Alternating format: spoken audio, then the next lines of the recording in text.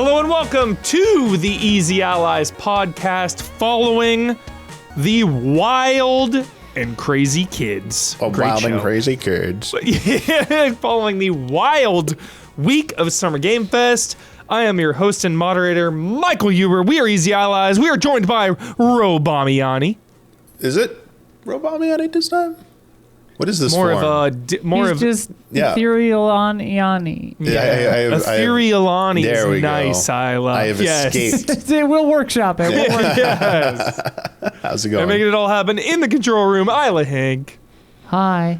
Hello, allies. Hello, everybody. I hope you're having a great week after all of the deluge of announcements. It is a glorious time to be a gamer because guaranteed you saw many, many games that you are dying to play. There were so many. It honestly feels like there were 200 game announcements. So we're going to dive right in. This week we've got the Xbox show, the PC gaming show, and the Nintendo Direct. We're going to dive into all of those. And if you want to check out all of our previous Summer Game Fest coverage and our hands-on coverage, we played a lot of things hands-on, please check out patreon.com/easyallies or just YouTube. Easy Allies, easyallies.com. You'll find it. It's all there. All the things we played in excess. So thank you, everybody, for joining along this week. And if you are here now, thank you so much. With that being said, let's dive right into the Thermonuclear Megaton Xbox. Let's talk. The Xbox Showcase. I really enjoyed this showcase. I thought it was one of the stronger Xbox showings in quite some time. I came away from it itching to play numerous games, and some of those games are franchises that I have loved for quite some time. Yep. And I think they also had, shockingly enough, they had the biggest surprise of the entire weekend for me, because we live in an era of leaks and annoying insiders. Go away, insiders. We don't want your freaking leaks. So annoying. Yep. So annoying. What was it? But there was shockingly a complete surprise out of left field. Senua. Okay, yes, that was absolutely felt like, I don't want to say out of nowhere, but I don't want to be. It was out of nowhere, Dami. Is it wrong? I feel like I'm maybe so out of touch with the series. I felt like we're probably never seeing this series again. Wow. I don't know. Was that will you say that was a realistic take that that was my assumption too. Yeah, that they're done with it and moving on, but they're not. So that's wild. I always anticipated one more, like I do with franchises that feel unfinished. I will always anticipate the Evil Within 3 or Shenmue 4. You know, if you have any kind of hanging threads, like some games really do feel like, oh, you could easily end it here and it would be nice and fine. I feel like after Hellblade 2, it was like, no, we kind of need one more of these. And we're getting Senua, which is a complete continuation of Hellblade 2. Now it's just titled Senua. The game follows Senua as she becomes trapped between life and death in a vision of purgatory based on her childhood homeland. Believing that she can reach the afterlife and reunite with those that she has loved and lost, she embarks on a quest while confronting forces that threaten everything she believes in. The game's reveal trailer depicts Senua emerging from a mysterious golden substance at the beginning of her journey. Yeah, some kind of gold liquid. Honestly, like the white liquid. Speaking of Evil Within. Evil Within 2 vibes here. This liquid substance. As in previous games in the series, events are presented through her experience of psychosis, manifested by voices that accompany her throughout her journey.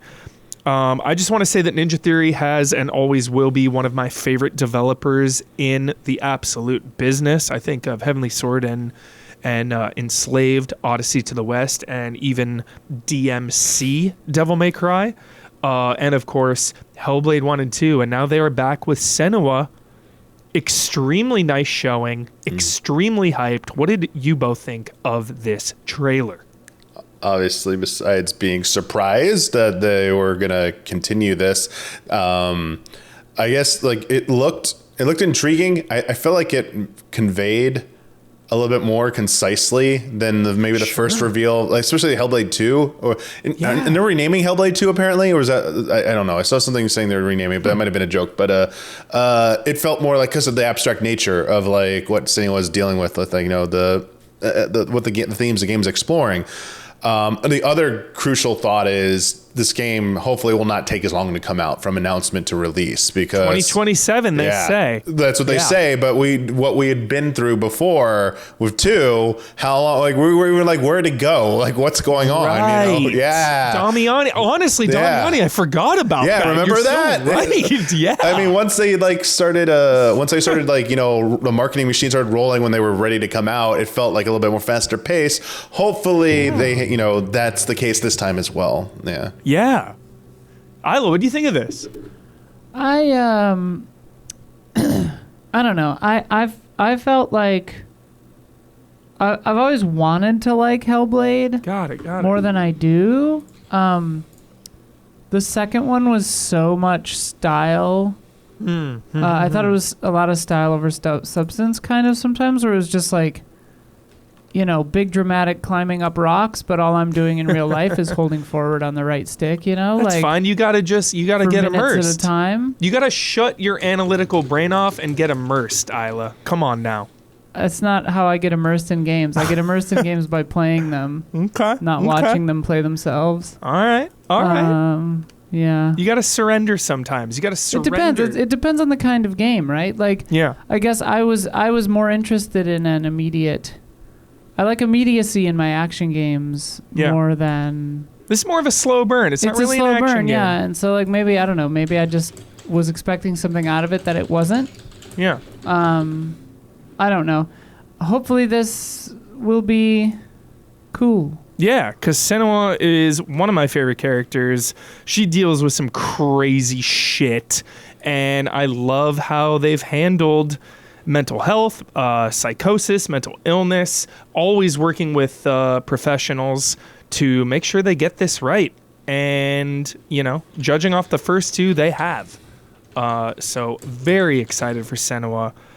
Also coming out, it should be said, because we will be diving into some of that as we go on with this Xbox showcase, it is coming out on PS5, unlike some other games that are console exclusive, but this one will also be on PS5. Real quick, what's up? So yeah, apparently Ninja Theory updated Senua Saga Hellblade 2 to Hellblade 2 Senua Saga on all digital storefronts.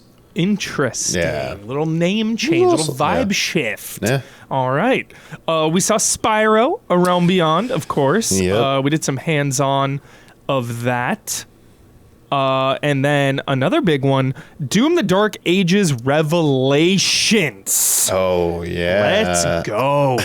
Even though Doom the Dark Ages was my number 3 of the reboots, I would say Doom Eternal, Doom the Dark Ages for me, probably. Yeah, why was there some disappointment around Doom the Dark Ages? It didn't seem like it was like a failure or anything like that, but like no, it's slightly like it's good, but like was a little underwhelming was the vibe I got from some people. I think it's just sequelitis. Okay. You know? Like so when Doom 2018 came out, it was so fresh, it was so legit, and then Doom Eternal capitalized on that big time, and then Doom the Dark Ages shifted up the gameplay a little more tanky, which is my vibe, of course. I mean, this game is like my vibe 100%. You've got shields and bashing and a little more boots on the ground instead of aerial mobility, which I really appreciated. I just think like kind of the story and just the whole format, you know, we've been there, so it didn't hit as hard.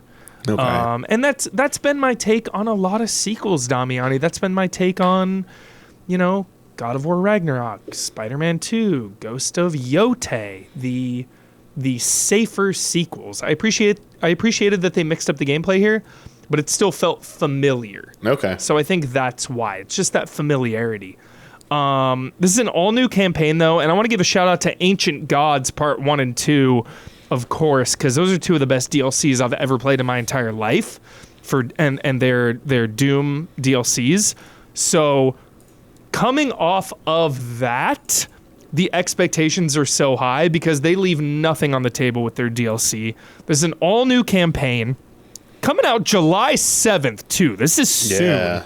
Wounded and betrayed, the Slayer is thrust into a merciless purgatory, only escapable by confronting haunting truths and forging new strength with the help of a mysterious ally.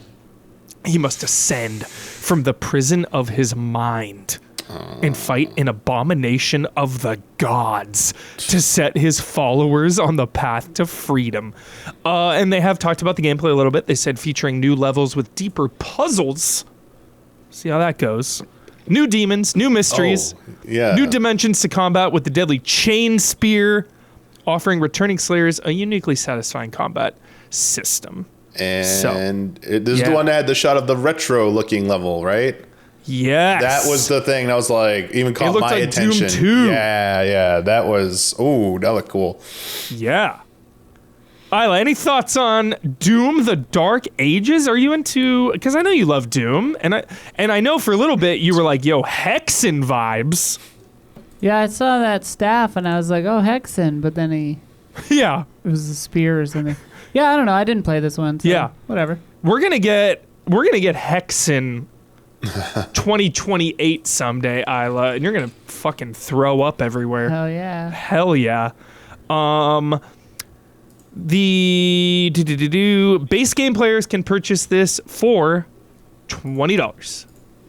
Coming out July 7th. Nice. That will also be, obviously, on PS5 because Doom: The Dark Ages is there.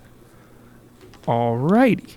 Next up, we saw Fable, Haley Atwell, Peggy Carter herself, Captain Carter herself is the villain, which is exciting. I have come around to the Brandon Jones way of thinking where celebrity casting takes me out of it. Takes me directly out of it. Unless you're Norman Reedus or Keanu Reeves. Okay. Like, I'm a little skeptical about celebrity showing up. Okay. The crucial element to that, I think, is that like the way that Death Stranding does it, it feels like this is the actor Norman Reedus playing this character. Sure. Like, because the game even says, like, Norman Reedus as, Sam Porter Bridges in the game. Perfect take. And so it's like, there's that extra kind of campiness to it that is like, there's a self-aware sort of meta layer to it, right? Whereas this is like, where it becomes problematic, or not problematic, but where it becomes kind of bizarre is like, this happens with like Deborah Wilson or whatever with likenesses where it's like people will do their likeness in a bunch of different games. So you're just like, oh, okay, that's the actor Deborah Wilson playing this character in this game. Yeah. But like none of the other characters are famous actors. You're so right. So you're just like, oh, this one character is Deborah Wilson. Yeah. Why is that happening? Yeah, right? It's like Which is fine if the game is all actors, if it's Norman Reedus and and like Refn and Nicholas Winding Refn and everybody, like then you're like, okay, everyone's an actor. Yeah. Like that makes sense. But like, if in this it's like if it's just Haley Atwell and then a bunch of NPC, original characters, then you're like, oh, well, that's interesting. Yeah, it's just a little Although jarring. This one has other likenesses in it, I think, because isn't the giant what's his name from IT Crowd? Yeah, there were a couple others. There are a few. Yeah. It just takes me out of it. Ayoade, but I'd rather this one feels tongue-in-cheek enough that maybe it'll work. Sure. Or it'll feel like campy, Just give me my like video game characters, like my video game looking ass characters. I don't know. Yeah. Yeah. Fable though, February 26th, we have a date. 2027. Yeah, delayed. High stakes. Yeah, a little bit of a delay. Getting out of the September / GTA. Moving into the February block. bloodbath of next year. Yeah. Then next, of course, was a big one. Halo Campaign Evolved. There are 3 new missions in this. This is coming out July 28th soon. Also going to be on PS5. Halo on PlayStation. It's crazy. We already had Gears of War on PlayStation. That is crazy. Never thought I would see the day. But here we are. And there's going to be 3 new missions, which is huge. But there's also going to be a third-person mode. Yeah, that's kind of got me a little bit more intrigued because we already went. And Damiani, I want you to speak to that specifically because a lot of people are like, "What the hell? Why?" And Damiani, you get motion sickness on first-person games sometimes. It's a medical thing. I would say, like, for first-person games is more I start getting like headaches and stuff when I play it too long, and then extreme games and in VR where trigger motion sickness. We played through a lot of so I played through Halo 3 originally when it came out. That got me an Xbox. I got an Xbox 360 for Halo 3, and then I played 4 or 5 at some point. The one that was made by this people who also worked on Metroid Prime. Because like, ooh, this might be like cool to see, and it ended up being like just okay. But 1 and 2 we played through on the Master Chief Collection forever ago. So I've already played through them in first person and seen, kind of gotten like that experience. So it's twofold. And one, third person allows more people to come in and play it. This is what Capcom's been doing with Resident Evil, the best of both worlds. You can keep it in first person if you want. Yeah. Third's not hurting anybody. Capcom went the extra mile to make conscious design changes when you shift perspective. Like I think it was Io was the first to point out to me that the tripping thing with Grace was because I was playing in third person and running, where they were trying to like, that's a way to slow you down because in first person you don't sprint as fast. So I feel like balance it out. Yeah, as long as that is a little bit accounted for in Halo, that there isn't some part that like is absolutely just broken. The experience is broken because I'm playing in third person. But otherwise, I'm like, since I've already played it, I'm excited to play it again in third person. It's just a new way to play it. And even if you played it a million times, you should try playing in third person just to see how crazy it is. Be like, I don't know. I see no harm, no foul in that. Yeah, totally agree. Ilani takes on Halo campaign evolved. No multiplayer in this version as well. That should be said. Just the campaign. Tell you what, if I have something to say, I'll say something. Great. Halo, just a landmark, legendary game. I mean, it belongs in a museum, honestly. Halo 1, truly. Like, we can say no more other than that shit is fucking legendary. And I'm excited to have any opportunity to revisit it. And I'm also excited for people who have never played it. I mean, Halo is one of the Mount Rushmores of video games. So very excited for that. Coming out really soon, too. July 28th. Let's go. And it kind of factors into the next game we're going to talk about, Gears of War E-Day, where it feels like Xbox is going back to its roots. We're getting Halo 1 Remake, and we're getting Gears of War, a prequel, setting the tone, with Marcus and Dom back in action. Because for me, 4 and 5 haven't really done it for me. I grew up with Gears of War. I mean, that is one of my favorite co-op campaigns of all time. I think it's Resident Evil 5 and Gears of War. Any of them are the best co-op campaigns like ever made. That's my take. And we're getting Gears of War E-Day, October 6th. We talked a bunch about it over the weekend. Check out our footage. Yeah. They blew the roof on that, and it's looking like the best Gears of War in so long. True. So hyped. Clockwork Revolution coming out 2027. That's another big one. Looking great. I'm immediately invested. Immediately invested in the cast of characters on that. Yeah, a good character trailer part for it, like the setup and everything with your crew. That was kind of. They had a little bit in the previous trailer, but this one felt like it was a little bit more solidified. Yeah, I was actually are they going to show the rewind mechanic in this trailer? Because they're spending so much time on that. Yeah, I was like on the characters. I was like, but I think it was good. It was a good decision. Yeah, and just like Gears of War E-Day, Clockwork Revolution, Xbox console exclusive. Those both are not on PS5. That is a big deal, you know. Exclusives are back. Console wars are back. I don't know. Here we about go that. again. Buckle up, strap in. I might disagree with that. I mean, you can get, you know, before all of this, I remember Brad and I always used to say, and it just like, well, just play it on PC or play it on Xbox. Like, you can also play a lot of these games on PC, but if you don't have access to that, only on Xbox. I just don't know what Xbox is doing right now. I'm just like, it feels like in the aftermath of this, you know, good vibes from the showing, except for like the confirmation of this and Clockwork Revolution being console exclusive and reversing course.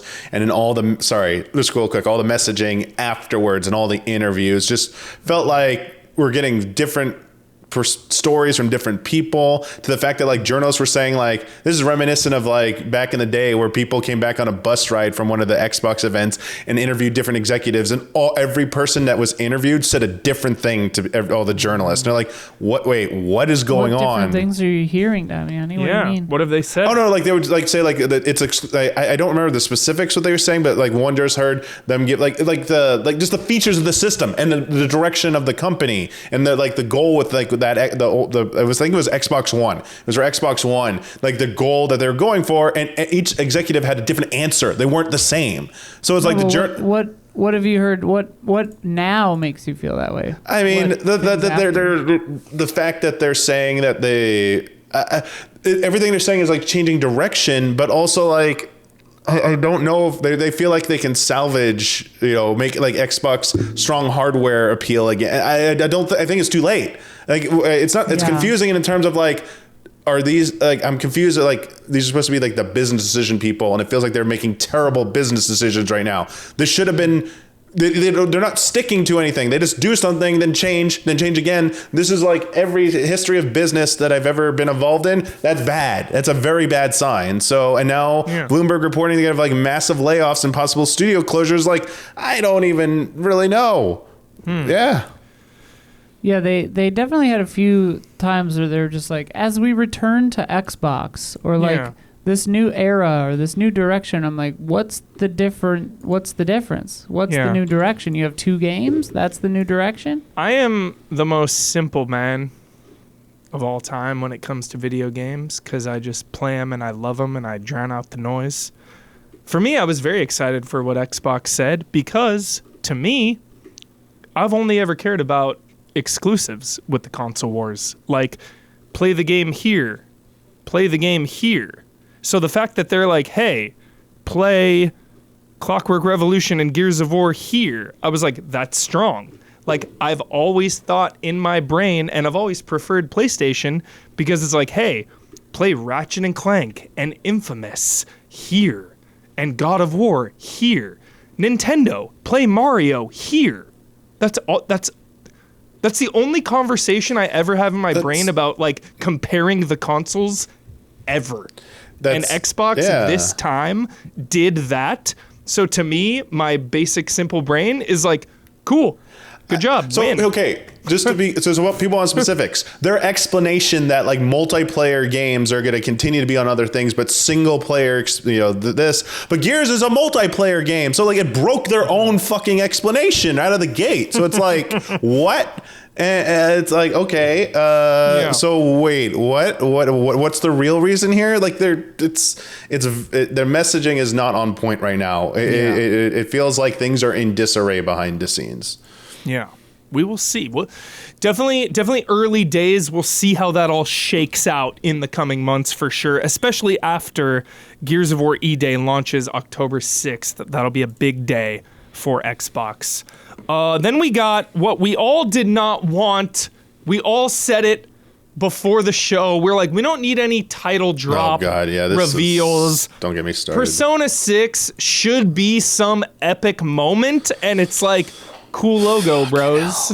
I'm sorry. Gotta take Atlas to town on this, or Sega. Whoever was the decision. Like, this was a terrible way to reveal this game. We all know it's coming. We knew it existed. You don't do this. Like when Metroid Prime 4 did it, we had no idea Metroid Prime 4 like, wait, there's a Prime 4? Like that was a big deal. It was a logo only reveal. That's still not a great way to do it, but there was some excitement. There was 0% chance there was not going to be the Persona 6. So that was like a really huge nothing burger. And it's like, wait till you have something to show off or you're really ready. Like this was bad. Like in so many ways, this was like bad. And I don't know like what they're thinking. I would love to have someone like ask them like, why do you reveal it this way, just to get some insight. Maybe we're just misunderstanding something. Shareholders, this is a shareholder drop. Shore up the market cap. Yeah. On a silver lining note, Persona 4 Revival showed up, and that's coming out February 18th, 2027. So we don't have to wait too long for our Persona fix. And of course, we got Persona 3 Reloaded and, Persona 5 Royale like a couple years before that. So Persona's still been cooking, and at least we have 4 on the horizon imminently. But I agree with Damiani and Ala both that this 6 title drop fell flat. For sure. State of Decay 3 coming out in 2027. I'm excited to jump in on the ground floor. Always wanted to get hardcore into State of Decay. Really liked 2. Barely played it though. But I want to commit to State of Decay. That's coming out. Then some heavy hitters. Resonance of Plague Tale Legacy. So hyped. A Plague Tale, absolutely one of my favorite franchises going right now. This is going to be a prequel. Okay. A prequel to A Plague Tale Requiem. They don't say a prequel to A Plague Tale Innocence. They say specifically a prequel to A Plague Tale Requiem. Okay. Which is after A Plague Tale Innocence. This is completely shifting up the vibe of the whole franchise. This is an action-adventure game. Previous Plague Tales were mainly stealth-based. You would have your slingshot, you would throw it at things to distract enemies. It was a slow-burn stealth game where you did not want to be seen. But now we're getting way more action in this. We're cutting people down, stabbing them in the chest, fighting multiple enemies at once even. We take control of a new character named Sophia, who can parry attacks, counter them, and it introduces a dual timeline mechanic where the player can switch between the Middle Ages and Minoan period. The Minoan civilization was a Bronze Age culture centered on the island of Crete, known for its monumental architecture and energetic art. It is often regarded as the first civilization in Europe. Events in the Minoan past can affect the present day or the Middle Ages. It's 15 years before the events of Requiem. It's Crete for the pronunciation. Crete, yes, Crete. Yeah. So very hyped on this. I love that this franchise just has life and that it is going strong. I will say I got to see first Plague Tale demo, early demo back at E3, like one of its first ever showings, like being revealed, and seeing how like far they've come from that. And I remember seeing it and feeling like it is confirmed before everything because the sequel comes out a couple months after. Nice. So I just want to confirm that. Okay, good to know. Sorry. Yeah. Just like getting the vibes of like, dang, this feels like this could be pretty, be something big, and it's gonna, if they just can follow through with this concept and to say they've made 1, 2, and now like a third game that's also taking it in a different direction. It's kind of insane to see. It's always like nice to like kind of have the privilege to be there at the beginning of something, Hell yeah. And see how it's like evolved. Yeah. It feels so great. And I want to give a shout out to just developers around the world. We talk about this all the time. I try to bring this up all the time when people want more of the same. I love, I thought of this with like Darkest Dungeon 2 or just other games we saw this week where it's like these developers work on these games for so long. They sought a creative reorientation as they had spent the previous 7 years working with the same characters, Amicia and Hugo. It's like, yo, you're a dev working on this thing for like almost a decade. Mix it up. Have fun. Like, change the whole genre, change the characters, change the setting. That is awesome. So, completely different vibe shift. Yeah. Next, we saw Metro 2039, another big staple in my life. So happy this franchise is going strong. We have not seen Metro Exodus since 2019. What? That blew my mind. I cannot believe that. Another Does one it feel like it was that long ago you saw the Metro train trailer? I would have. Yeah, I would not have guessed that far back. That feels. Holy shit. Yeah. There's a lot of things that recently have been pointed out. They're like, that was in 7, 8 years. Oh, shit. It's been quite a while, but damn, this series is such a heavy-hitting series, right? It is. Yeah. Very hardcore, very slow burn, just intense. I mean, you're in a world following a nuclear war, so, you know, you'd expect some heavy shit. It's set 4 years after the events of Exodus, following a former Metro resident known as the Stranger. Plagued by violent and traumatic nightmares, you must venture in to post-apocalyptic Moscow, where its factions have united under a single banner called the Novareich. So, some fascist regime, potentially, really hardcore games, dealing with heavy themes, and just truly one of my favorite franchises in gaming. It's such a standout. Yeah. You know, there's not a lot like Metro. Of course, we think of Stalker would be like maybe the closest adjacent to Metro. But I'm just so excited this is coming back, and it's coming out in February. So pretty soon, another next one year. of the February releases. Yeah. Yeah.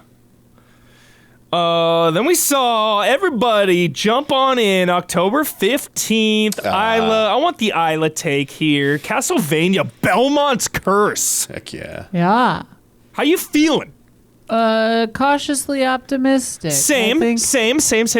I want this to be great. I want to believe, Isla. I want to believe that a Castlevania game can be as good as a Castlevania game. Yeah. We shall see. It looks cool. I mean, it's the Dead Cells people. Great, which is great who, news. You know, have a little pedigree, not just with making great side-scrolling games, but you know, incorporating Castlevania stuff into their games. Totally. The French setting is interesting. Yeah. You know, hopefully we as a society don't get like Frenched out as a theme, because like that's been a big kind of one with a couple of games lately. I think it'll be all right. The French theme is trendy right now for big. sure. We're big on France right now. No, but this looks fun. No shade on France. I'm just teasing. No, but, absolutely not. But you're right. You're right. This seems a lot of fun. I hope it's good. I mean, the main thing is, to me, there are 3/4, I guess, staples of a good Castlevania game, right? Mm-hmm. The art has to be fantastic. Yeah. The music has to be fantastic. Yeah. The exploration and the layout and the level design has to be fantastic. And most importantly, it has to play well. Yes. Nailed it. And like, you know, there have been a few Castlevania likes where it gets like most of those. Yeah. And they're pretty good. Yeah. I would just love for a return to form with an actual Castlevania game. Absolutely. Like the Metroid Dread of Castlevania. Let's go. We are back, and we are back with a bang. High hopes. Yeah. Damiani. How you feeling? Oh, Metroid Dread. Yeah, that's a big moment. Sorry. Yeah, threw me for a loop because like, well, they had the Metroid 2 remake that came out from Mercury Steam. I think that was like sure. revival. But I get the point. Yeah, I echo a lot of what Isla said. The think it looks pretty good from what I've seen. I just, just how it largely depends on how it plays. It has to play well, and then yes, the layout, like how are the environments designed, how are the secrets, how is the pathing, how are the enemy positioning, and how they like force you to use different like weapons and skills, traversal skills, and your weapons, and of course the boss fights, and it's like music and art style, is the cherry on top, but it also is like a hallmark of these games. I feel what it reminds me of, Damiani? Yeah, what do you remind me? It reminds me of Prince of Persia: Lost Crown, dude. Just kind of the vibe and the look and the feel of it, just on the outside, and that game we love.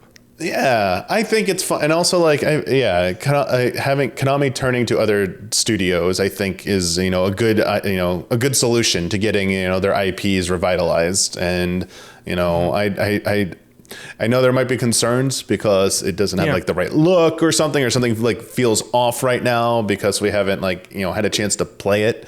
In fact, like when I said I went to SGF, I told some friends that I came back from SGF. Two of them asked, like, "Do you play Castlevania?" I'm like, I don't think it was playable there. I didn't hear about anything like that. So I don't even think Konami was there. So it's like, sorry.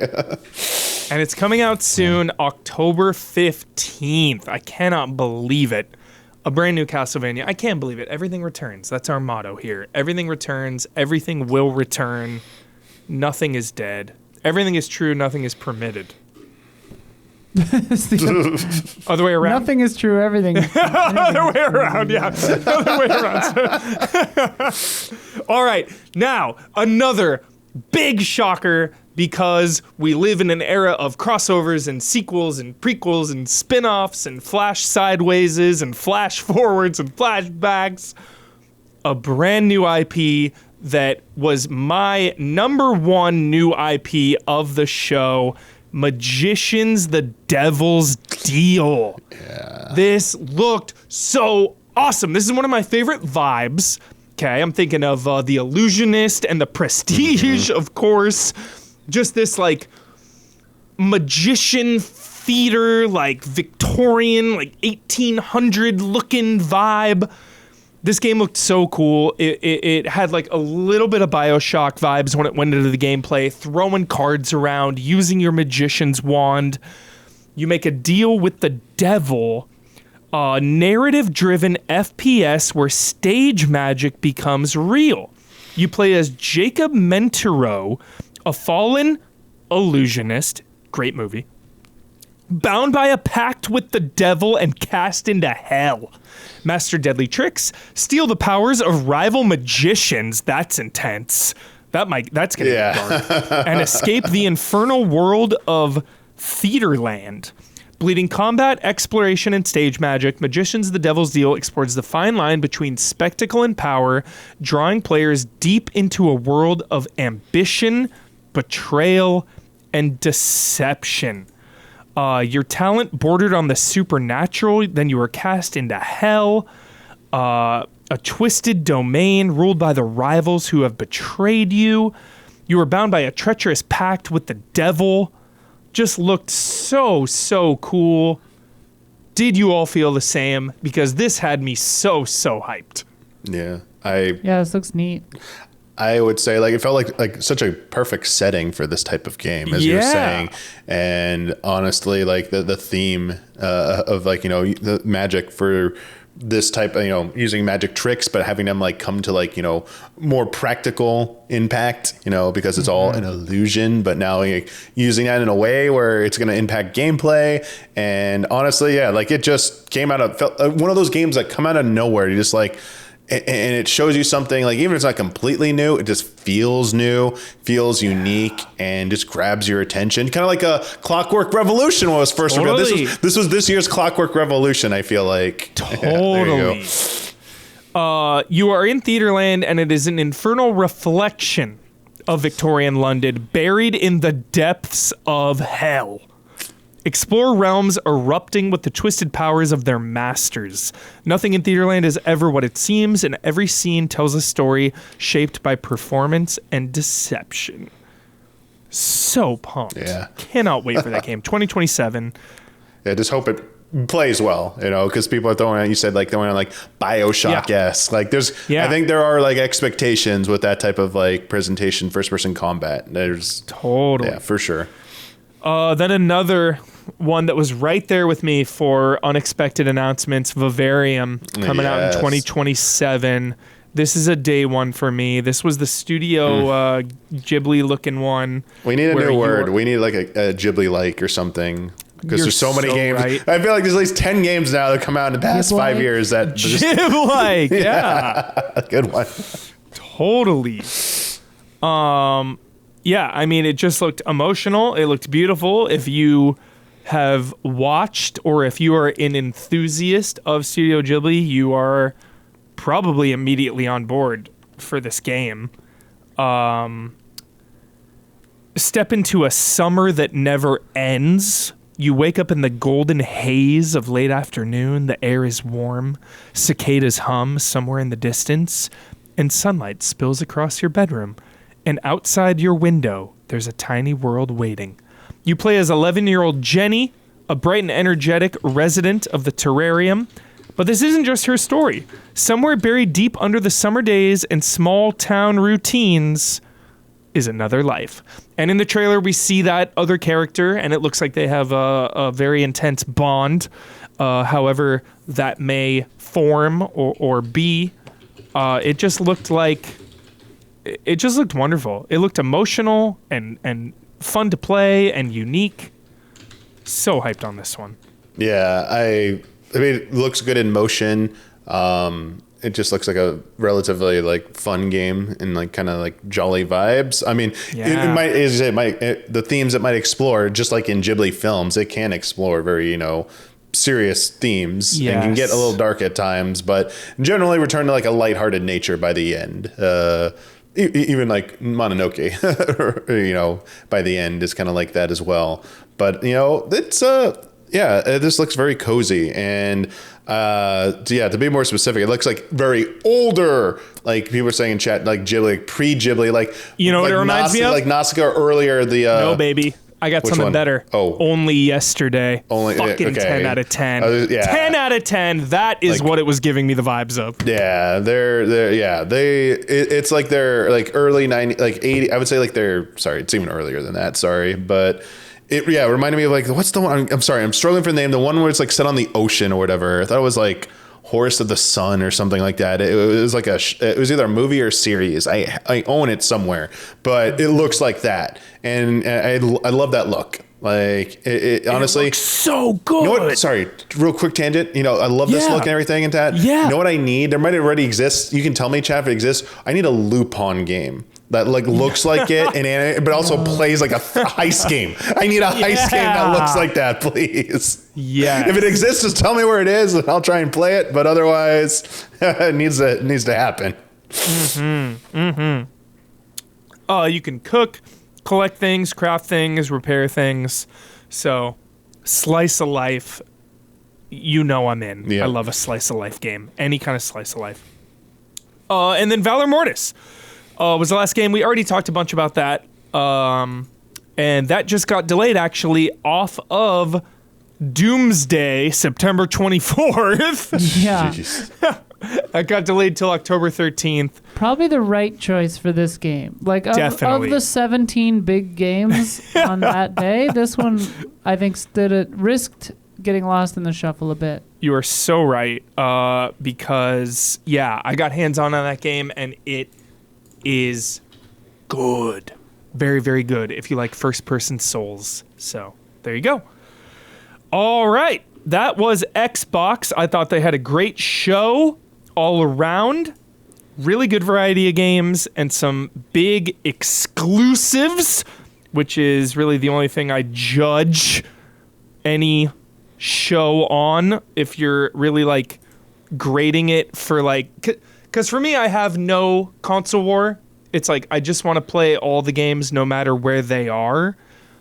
But when people start dissecting like, oh, this console, PlayStation is beating Xbox and Nintendo is beating them. It's like really the only metric I have for who's winning or losing other than like sales and all that is like, well, who has the games that can only be played on that thing? and I thought Xbox had a good show in that regard. Okay. And then next up was the PC gaming show, which Isla was in for. Yeah, Don and I reacted to this. Hang on, I gotta write down this. 45 minutes, 33 seconds. Nice. Yeah, there were way too many games to go through here one by one. So these are just gonna be my personal highlights. Sick. But check out our reactions if you want to see our thoughts on the full show. Don and I reacted to the whole thing. Star Trek Outposts Unknown looks like a town builder in the Star Trek universe, which I'm very about. That looks sick as shit. Planet Zoo 2, shout out to Gabby. She's been playing a lot of Planet Zoo. I have a Gabby thought here real quick about because she is obsessed with Planet Zoo like no other. She's hyped on aviaries. Hell yeah, birds. They got birds. Completely retooled the landscaping. She's hyped on that. And a huge, all caps, huge aquatic upgrade. She was big on that. And then lastly, she said, you used to be able to have otters and seals and alligators and stuff, but now there's fish and sea turtles. Hell yeah. She's very hyped on all that. Hell Planet yeah. Zoo, October 13th as well. That's coming out. Hell yeah. And then there was a weird tease from the people who made Citizen Sleeper called Signet City. Yeah, this was my most hyped. I'm so glad you texted me, Isla. Isla was like, yo, Citizen Sleeper makers, Signet City. Don't really know too much. It's an RPG. Yes. And it had a cool song in the trailer. Yeah, real quick, just the Steam page here. It is a first-person fungal punk RPG. Yeah, big fungus. Experience a narrative RPG from a completely new perspective. Go behind the eyes of your hosts and change their fate. Oh. One pivotal day at a time. The Signet City is in crisis. Its Citizen Sleeper, not related, but same maker. Its citizens trapped in a vortex of ecological collapse, governmental overreach, and strange rampant technologies. Witness their struggle as both tensions and waters rise. Inspired by the turbulent 1980s of the UK and the iconic industrial cities of the North, Signet City is a post-punk fever dream unlike anything you have ever seen before, handcrafted by developer Jump Over the Age, and drawing on black and white documentary photography, screen-toned manga, and pen and ink drawing. The city pulses with monochrome beauty. Lastly, the key features: first-person narrative RPG where you play as both a parasite and its host, choosing their path and actions in a strange and changing world. Explore a weird city through expanding hubs that grow as you do, from the ragged outskirts to a bustling center. And then you guide your hosts, meeting their friends and rivals, managing their resources, and upgrading their skills and abilities. Roll dice. So dice are back. Citizen Sleeper. Roll dice in a unique tabletop-inspired RPG system where your hosts' emotions affect their chances of success. So excited because I just love Citizen Sleeper 1 and 2 so much. 10 out of 10 obsessed. Yes. Hell yeah. Oh, so excited. That seems sick. And then there was a Thief Dark Project Remastered announced. Night Dive, what have you. Yeah, baby. Looks pretty tight. El Paso Elsewhere 2. Yeah, that's out of nowhere. I didn't expect that. But also, those guys just make games and over at Strange Scaffold. You're so right. Bless their hearts. Yep, just cranking out quality. Games out like left and right. Yeah. A game about fishing is now just called About Fishing. It still has that cool wackadoo graphic style. Looks pretty tight. Nice. Vampire the Masquerade Eternal Whispers is like a CRPG in the Vampire the Masquerade, world. Hell Seems yeah. cool. Valheim is getting 1.0 finally. Wait, what? Yeah. It wasn't in 1.0 yet? No, man. Are you serious? One does not simply 1.0 a game. We should have a run back of it in 1.0. We should get into the gut pit. Maybe Project Evergiven will actually work in 1.0. Yeah. Crazy. Oh, Valheim. Back on the Project Ever Given would have worked. It would have worked. Valheim, legendary. We had such a good... Was that during COVID, Isla? Probably. Yeah. Valheim, one of my favorite Easy Ally streams continually ever. That game just really exceeded all of my expectations. It was crazy. Yeah. Then my game of the show was Stronghold 4, baby. Hell yeah. Hardcore. I love Stronghold. Jesus. Specifically Stronghold Crusader is probably my favorite. Every time there's a new Stronghold game, I get very excited. And then, they are often fine. I want them to be... this one looks good. It looks like it's a return to form. The castle building looks good. The castle destruction looks good. The simulation elements of it, the town building elements of it look good. Looks really good. The graphical style looks good. I'm very optimistic for this. I really want to love a Stronghold game again because these games are just so cozy and special to me. Yeah. The original Stronghold, everybody, came out in 2001. Wow. So it is always so fun and so nice when a long-running franchise comes back to please fans like Isla. I'm pleased. Yeah.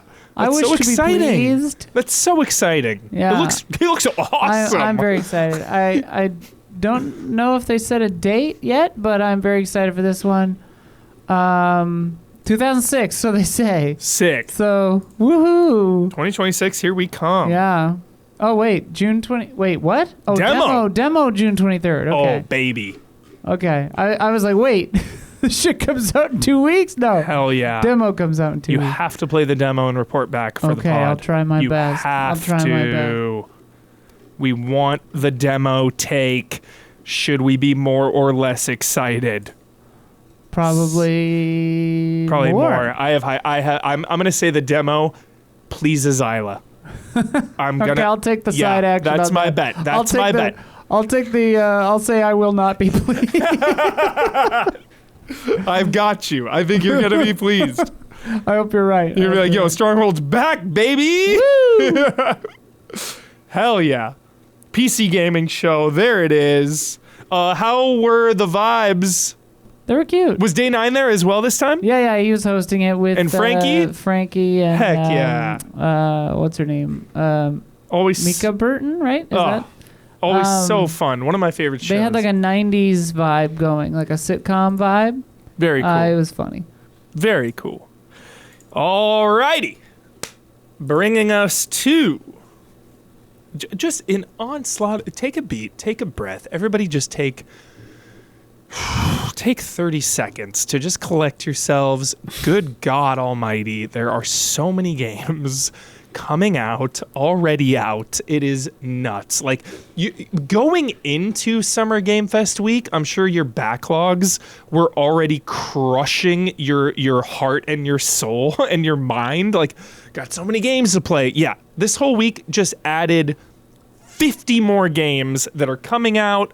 And then because a sequel is coming out, you got to play the other one, whether it's a replay or a first time. It's out of control. We're all going to make it through. Everything is fine. Which brings us to the top of the mountain, Nintendo. Nintendo had a direct, those bastards at 7 a.m. And they showed some games. Oh boy, did they show some video games. Yes, they did. They showed a game that didn't even clock in my brain because I was so tired. We'll go into that soon. I didn't even realize. I thought it was a port. I did not. Oh, I know what you're talking about. Okay. Yeah. I didn't even react because I was so tired at 7 a.m. after all the SGF stuff. But here we are. We're not going to go through every single game. Some of the games we're not going to bring up, for example, like Onimusha just getting a port on Switch 2, stuff like that. It's fine. We don't need to talk about every single thing. But we're going to talk about a lot. Rhythm Heaven Groove coming out July 2nd. This looked delightful. I am inexperienced with this franchise, Damiani. Yeah, it's Rhythm Heaven. Rhythm-based like mini games. You were saying like we felt like it looked like WarioWare. It's kind of like, looked awesome. Star Fox preview event. This leaked because someone had a photograph of the TV and it was on the Switch menu, so we knew it was coming. But I mean, always more Rhythm Heaven is always good for that series. Yeah, they're always. You know fun. what I have to say about leaks? Thumbs down. It was like an act, but it was like an unintentional leak, and yeah, it wasn't like an insider. It was just someone had a preview footage, didn't blur out the thing. Got it. Honestly, it was probably Nintendo's fault for like letting anyway, whatever. All right, here was the game where it didn't even clock in my brain because I was so surprised. Delirious. I was like, ooh. But holy shit, another out of nowhere island. Let's go. Hell yeah. Dragon's Dogma 2 Dark Arisen, October 9th. We did it. We did it. We did it. We are not gonna this too. We were like, we need a Dark Arisen-esque DLC for the, and like, lo and behold, I did not have it in my cards. That it would literally just be called Dark Arisen again. Yes. Who knew that? I was actually watching a video earlier today with more information on this. There's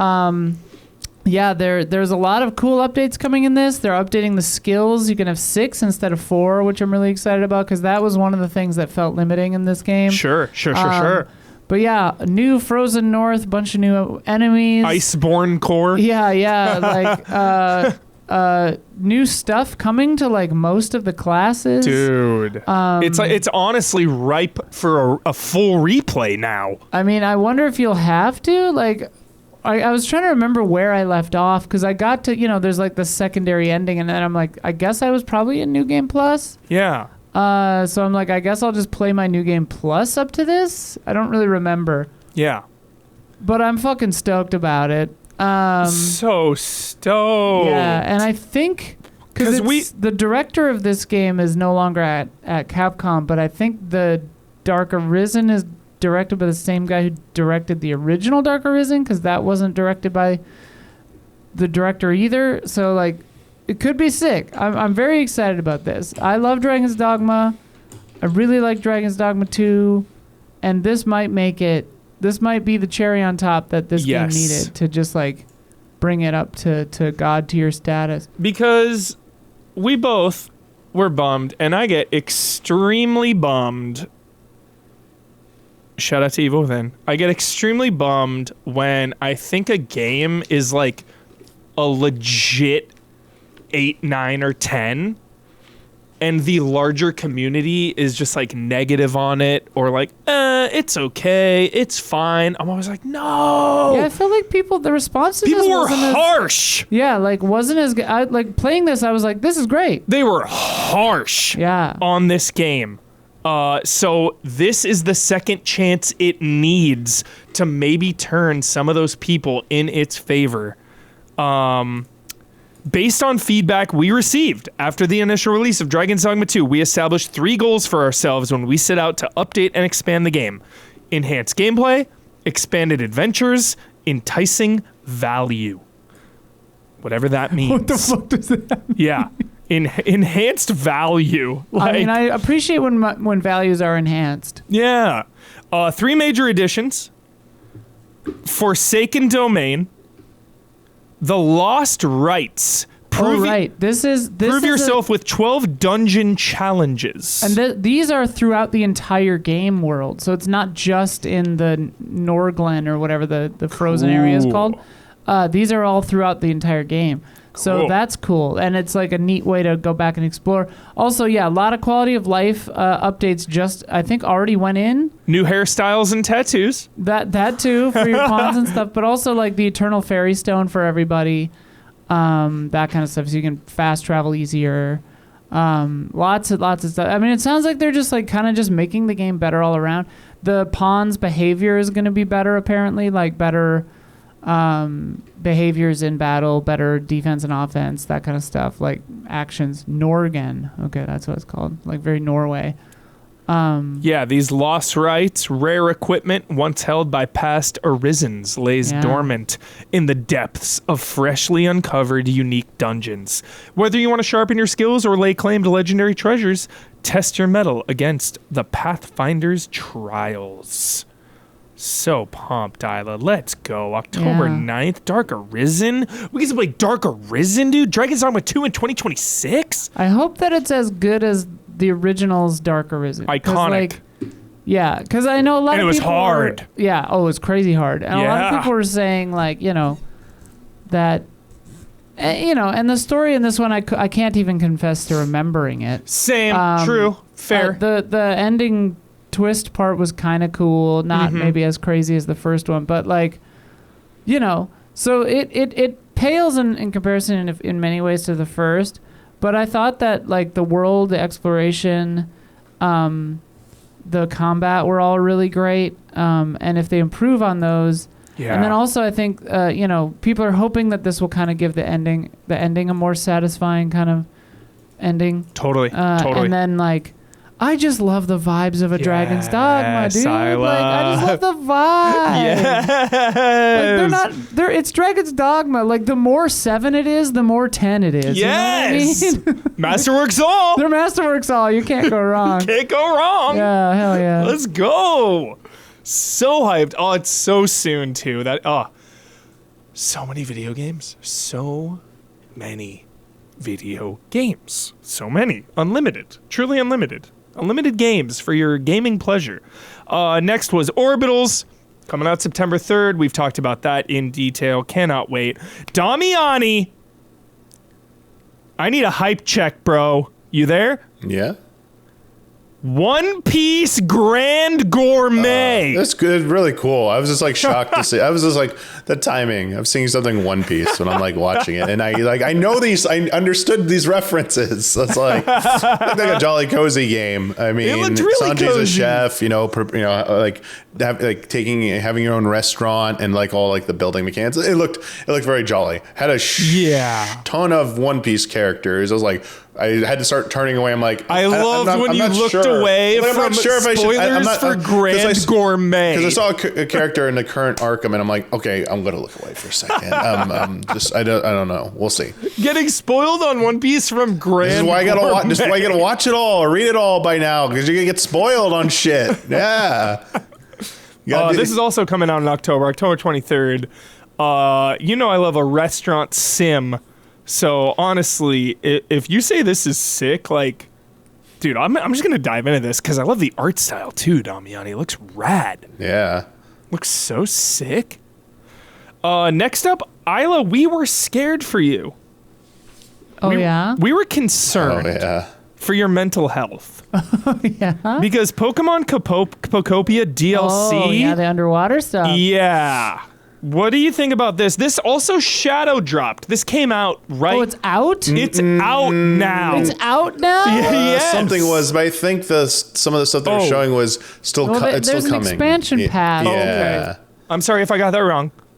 I thought it came out. I don't think it's actually out. There was an update, but the thing you're seeing, the underwater stuff, I don't think is out yet. That's coming like later this year. You can buy it, but it comes out in August. Yeah. Says chat. Sorry, everybody. Yes. That's okay. Part 1 is in August. Yeah, they're doing the $35 Nintendo thing where it's like, you can pre-buy all the expansions. Got it. But underwater, Isla, how are you going to handle this? Because you love Pokopia.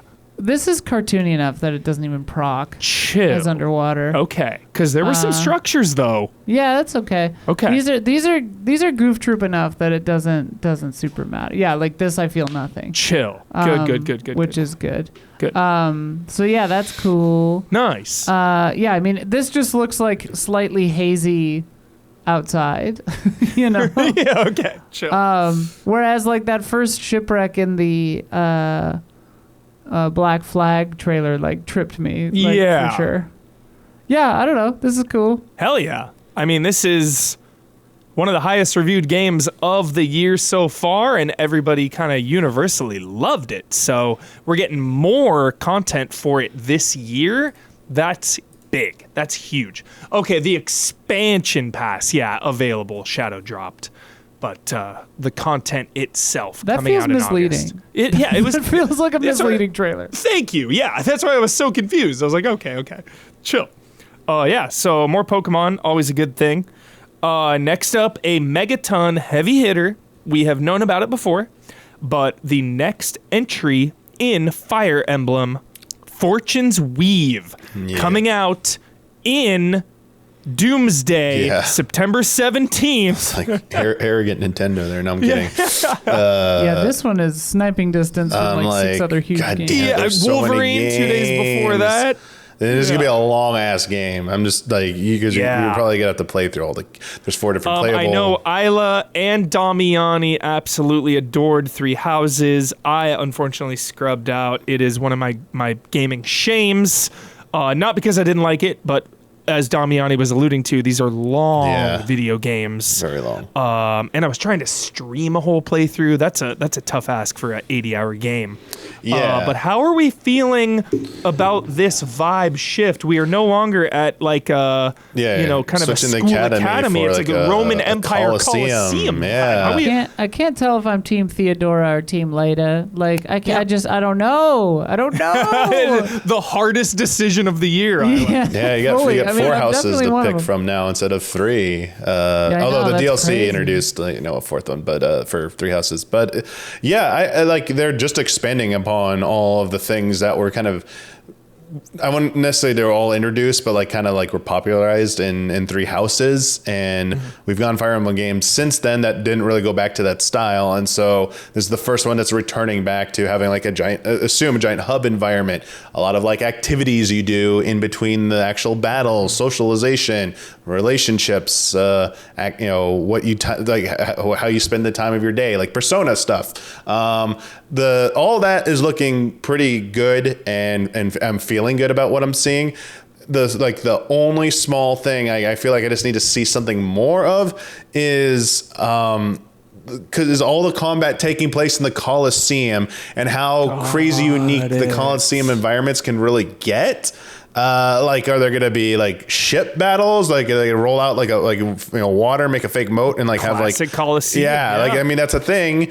I'm assuming we're going to fight outside the Coliseum at some point, but that's it. Like I like map diversity. I like the topography. I like having varying height differences. Environmental obstacles and barriers and stuff like that.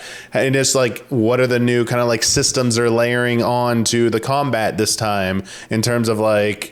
Proximity to other characters, what benefits you get from that, having higher relationships with characters, things they've already done stuff like that. And also like, I don't think I saw it, but like, maybe I just didn't pay enough attention, but like the rewind mechanic is that coming back? Cause that seems to be like a very, I'm sure. Yeah. Like I feel like that has to come back to like, to do that, or they're going to present it in a different fashion. And also the final big thing, how this ties into 3 houses, because you clearly have a certain character in here who is from 3 houses. I was going to ask, is that Byleth at the end there? No, it's not Byleth. It's the dragon girl, the green haired girl who's sitting on the throne room. She's a little bit older looking now. But isn't she like an immortal? She's a 10,000-year-old dragon girl. Yes, one of those. She's looking at the camera, but like that's how it was when you were Byleth in 3 houses. So it's like, is Byleth's soul carried on? I don't want to get too many spoilers with that if you haven't played 3 houses yet. But also like, how is that connective tissue? It feels like each of these main 4 characters has some kind of like aesthetic. Their design ties a little bit into feel like the houses. Yeah, the houses or one of the main characters from each house. I'm like, okay. There's, what's that connective tissue truly going to be? Is the big thing. I'm wondering. I think that there's probably. I'm hoping this is like a distant future sequel to the 3 houses one. The Coliseum vibe to me is not interesting at all. Mm-hmm. But there was a line in the trailer. I can't remember what it was. Like, you screwed it up. Whatever. Definitely not that. But like, my guess is that it starts or leads up to the Coliseum thing, and then the enemy or our character does something that like destroys the tournament, like totally blows that all out of the water, and then the story goes from there. Like, my guess is that it does not completely revolve around. Like, I think it either starts or middle flip twists there. You know I'm a sucker for a tournament Coliseum arc. gets destroyed. That's my guess, but who knows? Chill. But yeah, Theodora or Leda for sure. You're going to roll the dice when you boot it up. You're going to be sweating. Yeah. They also seem to be, for meta commentary as well, there was like, it seemed like there's a reference to something called Twisted, which stands for those who slither in the dark, which is some like overarching, like, you know, villain organization that's like working in the shadows. Twisted. That's present in Three Houses and the DLC and some other stuff. Yeah. I'm into it. I'll be getting this game for sure. Yeah. Yeah. Oh yeah. You know, we've been talking about exclusives. This is a big one. Yeah. Fire Emblem. Yeah, Three Houses sold very well. Yeah. This probably will sell megaton. I can see this selling better for sure. Yeah. Oh wait, there was something we forgot about with Dragon's Dogma. Yes. If I understand correctly, it's $29 or $25, $29.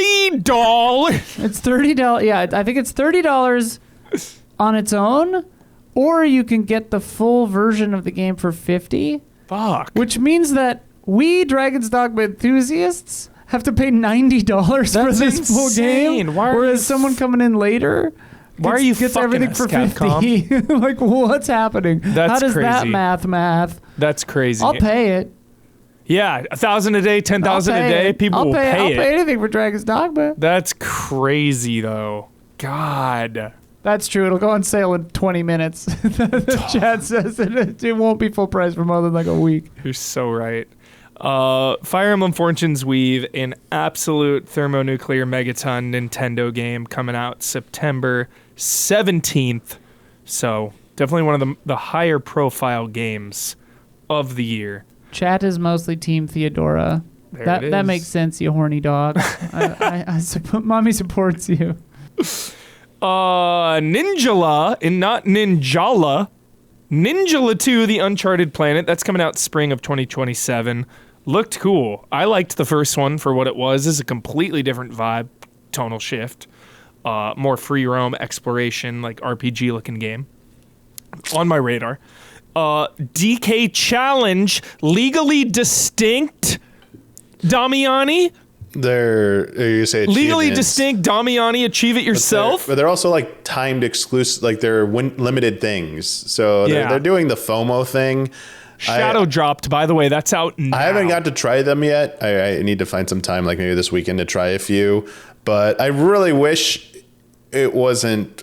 I wish they would do like weekly challenges and bring back the old ones every so often. This feels like I'm gonna guess this is like an extension of what they were doing with Nintendo World Championships. They had like a weekly tournament thing with the games, and this is just like weekly like do this accomplishment in this Donkey Kong game. So I hope they reevaluate that because if it goes away forever, that kind of like stinks. Yeah, in my opinion, I would like, but also I understand like keeping it up, could I like see it expand beyond Donkey Kong. I don't understand why they just do this in general for all their NSO software stuff, because this is specifically for, I believe, retro games and their older games. I don't, are any of the challenges actually for for Bonanza? Because they did have Bonanza stuff. Like the Mario and Luigi outfit stuff, but I'm not sure if maybe they'll get to that later if they haven't. Yeah, and even if they do it for the modern games, like it does feel like a good amount of them are for the retro games, and they could expand it beyond Donkey Kong. Yeah, totally, super fun, and that's out now. You can give those challenges a go. All right, Damiani, this blocks for you. This is a big one. Xenoblade Trilogy Switch 2 Edition. Games that will benefit from the extra juice on Switch 2. This is nice. Yes. The entire trilogy here, Xenoblade Chronicles 1 is out now. Yep. Number 2 is coming out July 30th. And number 3 is coming out December 3rd. Yep. And that is all leading to a brand new entry, Genesis, in 2027. How are you feeling about Xenoblade right now, Damiani? This is big. This is huge. This is a lot of people were wondering when we were going to get Switch 2 updates for Xenoblade games, because they're the ones that people would argue are some of the ones that need it the most coming from the Switch hardware. After X got its definitive edition, I think it was a foregone conclusion that 1, 2, and 3 will get it. Sure. I guess like 3 is already maybe not. Yeah, 3. Maybe it was people thought it might take a little bit longer, but 2 and 1 specifically, we did get people thought we were going to get these versions of them. So we didn't get like a definitive edition. We got Xenoblade Chronicles Definitive Edition, X Definitive Edition, and then 2 and 3 are just, I believe, they're calling them that because they're adding extra stuff to all 3 of them on top of that. So like, not only are they getting like better fidelity, like 60 frames a second, and hopefully like it showed the side by side, like how things are going to look better in the Switch 2 edition. So hopefully all that, works as advertised, no handheld mode issues like X currently has. And hopefully they come back to that and fix that, but dropping in new things, like having like wave runners in 1 to go across the world faster, having like the blade stuff, new like blades in 2, when it's like in the blade battles, and then like the weird top down mode battle thing they're doing in 3. I was like, whoa, they're just like throwing in new stuff, and then they like showed bullet points for like what they're adding in as well. So I do think like that's pretty awesome that they're doing that. So very excited. These look like great remasters. Yeah.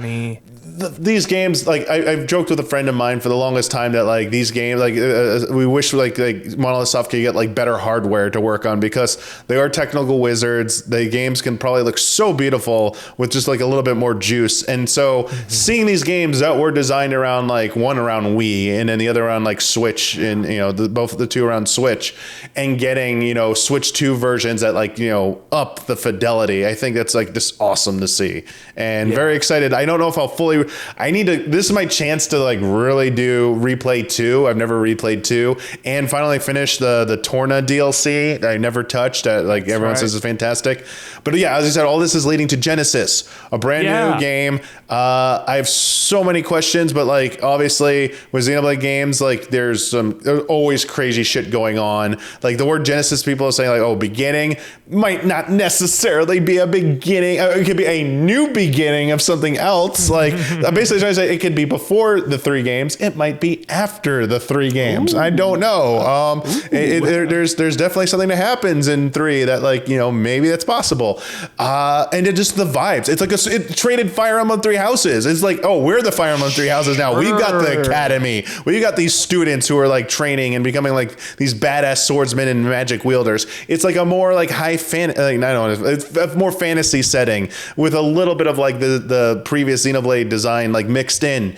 And obviously like we have not seen how the combat system is. Each Xenoblade game does something a little bit different with the combat. But also, is this even going to be cooldown and turn, like, not turn based where it's like you have auto attacks with cooldown abilities, or you can have real-time inputs even for your basic attacks. Like I don't know if it's going to be more of an action game than the previous ones, but So it's very excited. Look, like just have a lot of questions. I know they'll be answered in time, and I'm like, it's fantastic that Xenoblade 1, 2, and 3 are getting definitive Switch 2 editions. And if you missed out on them, like jump in. These are probably like the best versions you can jump in on. And I've heard you and others just say that Xenoblade Chronicles 1 is one of the premier RPGs, absolutely top tier.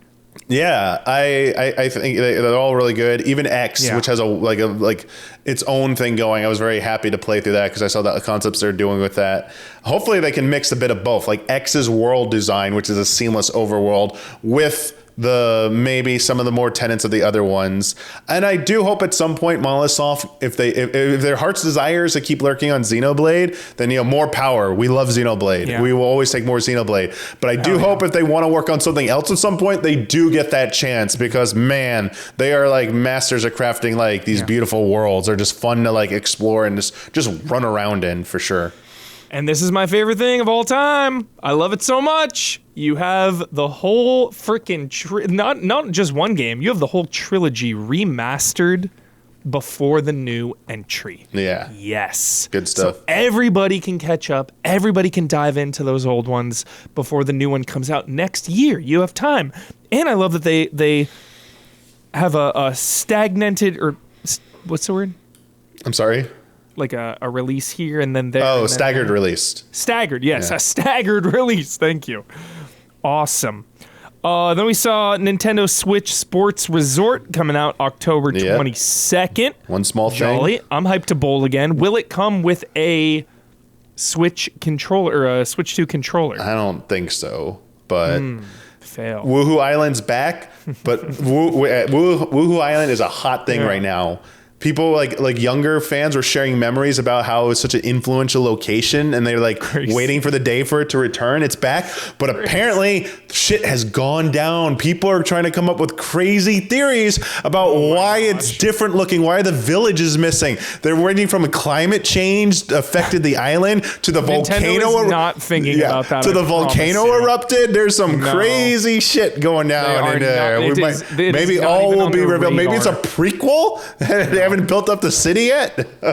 No, I'm just having fun. They have not even thought about it. That it is like they're probably looking at all this like, oh shit, we messed up. They care about the lore. Like, oh no, there's a Woohoo Island timeline now. No. Then they showed more Star Fox coming out soon. Yep. And holy cow, June 25th. There's also a demo now you can hop in and see for yourselves how it feels. I'm staying away from that demo because I'm waiting for that final version. Yeah. Same. And then a gnarly Megaton coming out. Oh yeah. October 22nd. Final Fantasy Resonance. Yes. Oh. HD 2D. Holy shit, dude. This is a wild and weird is the best way to describe this. Because I was so confused in the moment because I thought the music I was hearing was familiar. And then I was like, this is HD2D. This music sounds familiar. I'm like, but this has got to be an original new game. What is this? You know, what is the next HD2D project from Square Enix? And then when they revealed it's the first Final Fantasy HD2D. So a little bit of a background real quick. It is a readaptation of Final Fantasy Brave Exvius, their mobile game. It's a reworking of it. It's a single player focus. Exvius. Yeah, single player focus, cuts out all the mobile crap. There's no gotcha shit because they show Cloud. They show you summoning Cloud to fight. I'm like, oh god, please don't let there be pulls or something like this. It is single player story focused, and apparently it started development they've been trying to get this go off the ground for a few years. It looks gorgeous. I am very excited for this because it's a retro Final Fantasy turn-based combat. So everyone who's screaming about Final Fantasy 16 being action, and I wish Final Fantasy went back to turn-based, please show up for this game. And otherwise, I'm going to call you out for your goalpost moving because I can't wait to see your next excuse. It's because it's a rework of a mobile game. I can't wait to hear your excuses. There's hours of side content to discover that is on their website. That's what they're hyping up. Turn-based battles. Final Fantasy Legends. Bolster Isla. They say it themselves. Hell yeah. Bolster your team with visions, echoes of beloved Final Fantasy characters who fight alongside you. So Cloud won't be the only one, that's for damn sure. Hyped. Cannot believe that's coming out October 22nd. Also, a game that continues to be enigmatic. I'm not fully sold yet. Still, I am not sold. I want to be sold. I mean, I'm sold because of who's making it. Obviously, I'm still right. It's the pedigree alone on this one. Have a chance soon. And the Bloodborne looking vibe. Yeah, the Dustbloods 2026. Isla, take us away. It feels like something is troubled in the back end. Yeah, what is going on? What's happening with this game? Yeah. I want to be all in on this, but it's I want to believe. Just but it's also what even is it? I've watched videos explaining it and talking about, and I don't know how much of that is theory and how much of that is true, and the Ratbird is cool, but something feels wrong. The fact that you had a big trailer for a closed network test. that doesn't even have a date. It's just summer 2026. Aren't we in summer 2026? Like, when's summer start? Isn't it now? Yeah. It gets hard to tell in LA. It's pretty much always summer. But, like, yeah, man, I don't know. Like, obviously, I'm going to be here for this day one. And I'm going to be crazy for this. Yeah, Switch 2 exclusive is interesting to me because then it's like, okay, at least it'll be, like, built for the architecture and, like, will hopefully run well. But I don't want to PvP necessarily, you know? Like, if it's PvP mostly, like, I know there's PvE also, but if it's PvP mostly, I'm just kind of going to be like, okay. Yeah. Like, I'll play for a week or two and then stop. Like, I love PvP in Souls and Elden Ring because it's mostly rare. Like, when it happens, it's like a big, hyped up moment. Somebody invades you, right? Or, like, you can seek it out in some of them, too. You can, like, challenge someone or invade someone. But, like, when you get invaded, it is, like, this rare, exciting, epic moment. And it usually doesn't happen too often. It's like, all right, if somebody invades me, kills me, like, it always felt like there was a cooldown there. Yeah. I would, like, go through that same environment again and be fine. Your chat's helping me remember things, kind of, where it's like there are ways to win that aren't PvP. And it's maybe vaguely extraction or whatever.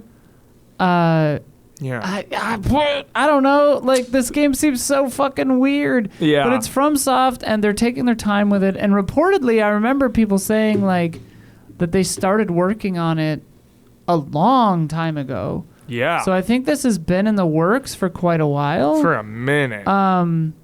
You know, will the netcode be good?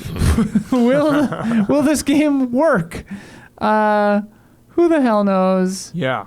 There's a lot of details on the wiki. Choose from over a dozen vampire-like characters, each with different weapons, firearms, and abilities to compete across various maps. So there's more than one map. That's good. Because Night Rain, you know, you were on that. I love Night Rain. We love it. I'm not incredible at it. Like, I beat every normal boss. Like, you know, it's hard. There is a dedicated hub area. Lore fragments are integrated into character customization, specifically about a character's blood history and fate, which reveals details about the game world. Sort of like how you get story in Night Rain. Yeah. So we will see. I just need to see, like, a match. I mean, well, I need to see a match. That's what the closed network test is going to do, you know? I need to see. I mean, obviously, if I'm able to get into it, I will. Yeah. I will be all about this. Totally. So we will see.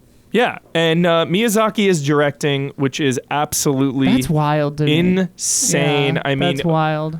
Like, I'm telling myself this: doubt From Software and Miyazaki at your own peril. Yeah, fully. Like, a pretty immaculate record over the last decade plus of video games. People are saying they started dev on this in 2019. Yeah. So, yeah. Pretty nuts. Yeah. So, we'll see. Dustblood. Still, there's just too much unknown for me to be, like, all in hyped. Yeah. You know? Yeah. I mean, I'm all in hyped, but also, like, what the hell is this? Totally. Then Splatoon Raiders is coming out July 23rd. Awesome. More of a campaign style Splatoon hype. I know Blood was pleased about what he saw there. Yeah. Always want to play more Splatoon. I love those games. Just a good time. Deltarune Chapter 5. I'm behind on my Deltarune lore, but Chapter 5 is coming out June 24th, so a couple weeks away. Which brings us to our last two games of the Nintendo Direct. You want to talk about thermonuclear megaton announcements. It is almost impossible to get bigger than these two. Very true. Holy shit. Close.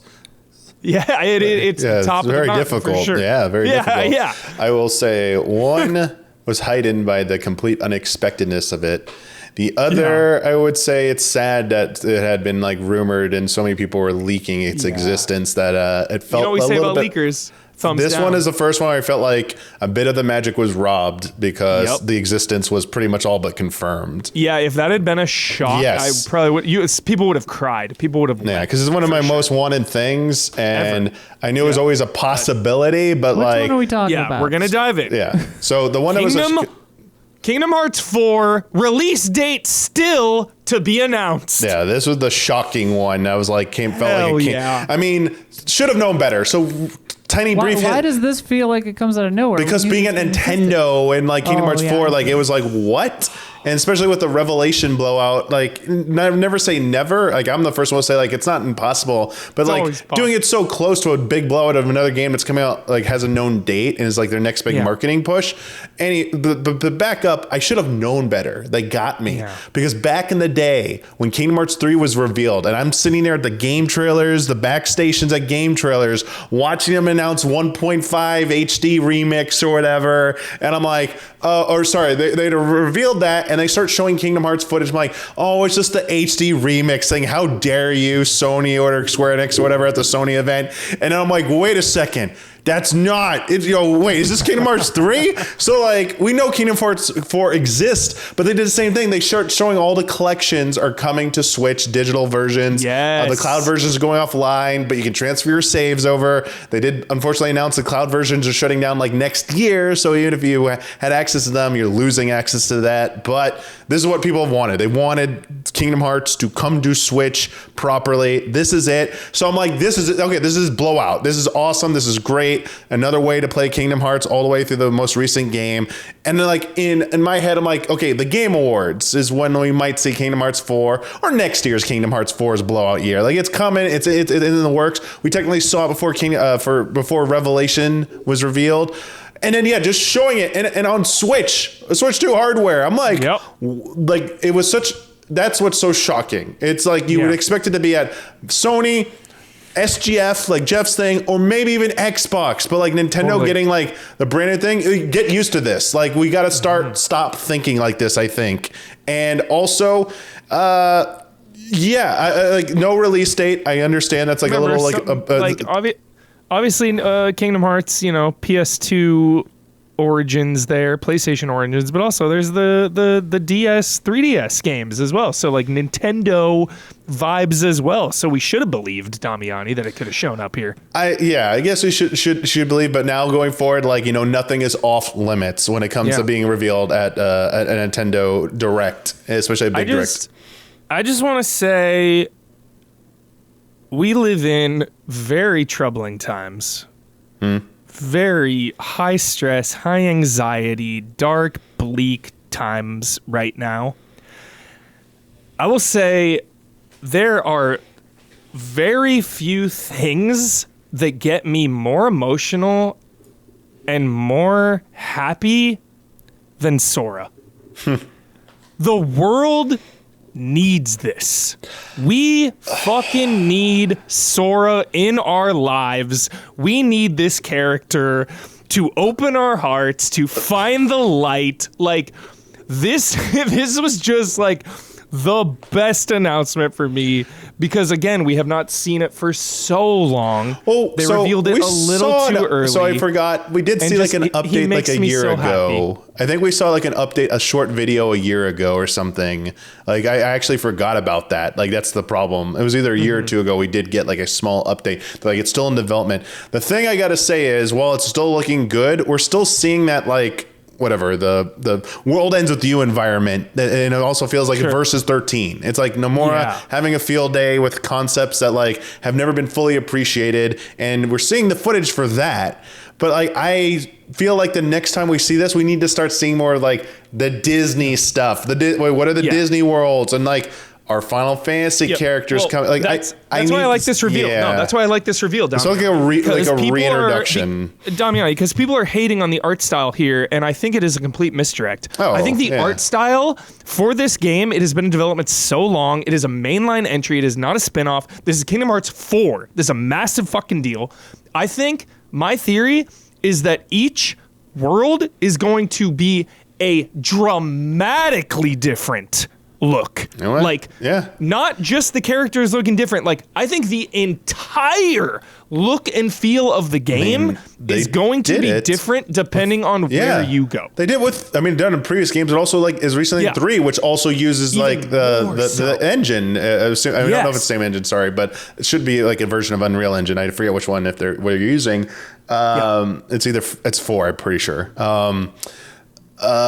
They had Big Hero 6, which looked very unique for it. And then the Pirates. Oh my God, the Pirates area. Like Port Royale was like freaking amazing in Kingdom Hearts 3. I was like, because we're in like the modern normal area here. So I think that's this is where, we just need to see something that's not like so based in reality. It's like we need to see like even equivalent of like a Traverse Town would be great. You know, although I think this zone might be this game's Traverse Town. But we'll see. Sora, we need you, Sora. I need you, buddy. I need you, man. I need you in my life, Sora. Please, come home. Dude, come to us. No date, 2027 absolute earliest, hopefully not 2028. We'll see. But you never know. It easily could be. It easily could be a 2028 game. We're hoping. Of course, this is the beginning of a new saga. So we're leaving behind Xehanort, supposedly. Supposedly. Xehanort's going to be the Orochimaru now. He'll like pop up maybe down the line or something. He'll be the comic relief. Yeah. Or after Kingdom Hearts 4, we got the heavily rumored / leaked announcement as the final announcement. The Legend of Zelda Ocarina of Time. Yeah, just called Ocarina of Time. No remake, no remaster. Yeah. No weird thing. Just absolutely called that with a slightly updated logo. Damiani, I think it is safe to say that 2 things. 1, this is widely considered one of the greatest video games ever made. And 2, it is one of your favorite video games ever made. How are you feeling about this announcement? Yeah, we already covered that, like a bit of a downer that it was like leaked.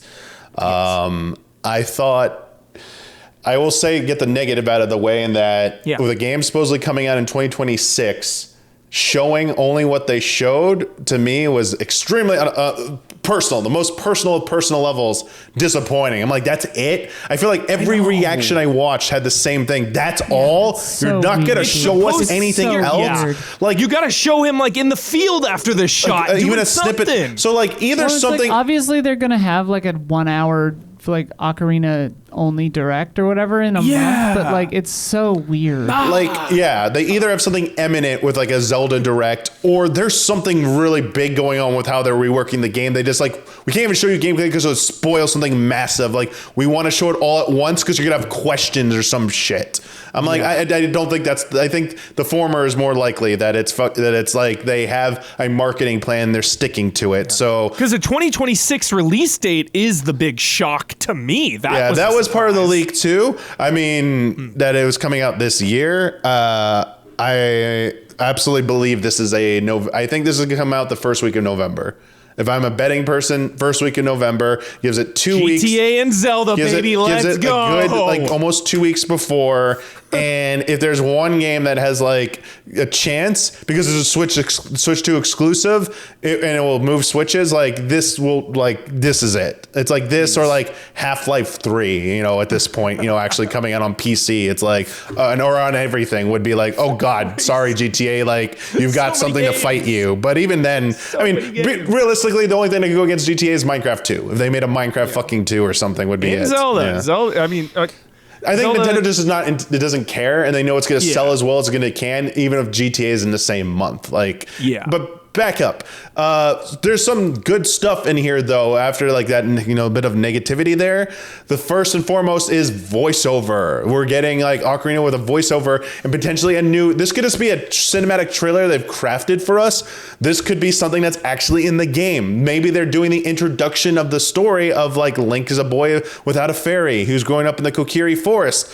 I really like that. This is the year of tapestries, by the way. Sorry, I worked away to find a way to talk about 14 for a second. 14's expansion reveal also had tapestry shit all over it. That was like looked amazing. So more tapestry stuff, baby. I love this stuff. I thought it was a really well done way of like introducing the story, like the Lost Wood / Saria's theme, like little like notes they played every now and then, just a little Damiani. jingle. They're going to have that tapestry at a preview event, I bet. I mean, I want this thing. Like, if it, but also like immediately, like the lighting of it, because it's not, I'm pretty sure it's not CG. Looking at like some of like the things that was holding it, like the lighting and reflection, it looked modeled. It's like this, like immediately I was like, oh God, if this is in game, I think this is actually be really, like, this is the style I like. And then we get a shot of Link sleeping in his house, which is obviously a very iconic shot, but very different. Because in Ocarina, even in the 3DS version, he's just in his full green getup with the hat and boots on. That's a legacy thing. I think that was a product of his time where, like, it was a little bit difficult to render Link in that way. People would be in their full clothes just laying on top of the bed. Yeah. Not even in the bed. They would just be, Exactly. So him without his cap on, without shoes, I'm like, yes, he's a child sleeping. Like, so many people are getting like annoyed by it. I'm like, that's how it would probably be if they did it today. I thought the atmosphere looked like it felt very good. There was only one other direction that would have like gotten me like pretty as optimistic as I am right now, which would be like trying to faithfully adapt like the original artwork aesthetic from like the manual art and the player's guide art and all like the promotional key art they did. That would have been like something wild if they could make that a realization. But this, I'm seeing people criticize saying it looks like Unreal. It looks like the stupid ass meme of the Nintendo Hire Man. Like, I hate that. You know when you say, Huber, you hate gaming discourse? Some of the shit I was reading about this was actually finally like making me mad. I'm like, this is the dumbest fucking takes I've ever seen. Like, please shut up. From you can say it looks bad, but like stop using memes to like use for your discourse. Like, use your words and explain why you don't like it, not say it's like haha meme funny. I'm like, oh God, but like, again, I liked it. They're showing enough about like how it's changing, but also again, so damn short, did not show enough. I have so many freaking questions because it's a reality now. Like, I have so many things about what they might keep, what they might change. Like any of the like people talking about like the mist. Like, are you gonna be able to unfreeze Zora as the main in this one, like you were supposed to originally do? Like, how's the Fire Temple music gonna be in this one? Because that has a whole wild story behind it. I mean, they showed the Triforce resonating in Link's hand when it's not supposed to do that yet. So it's like, will they dare have the Triforce?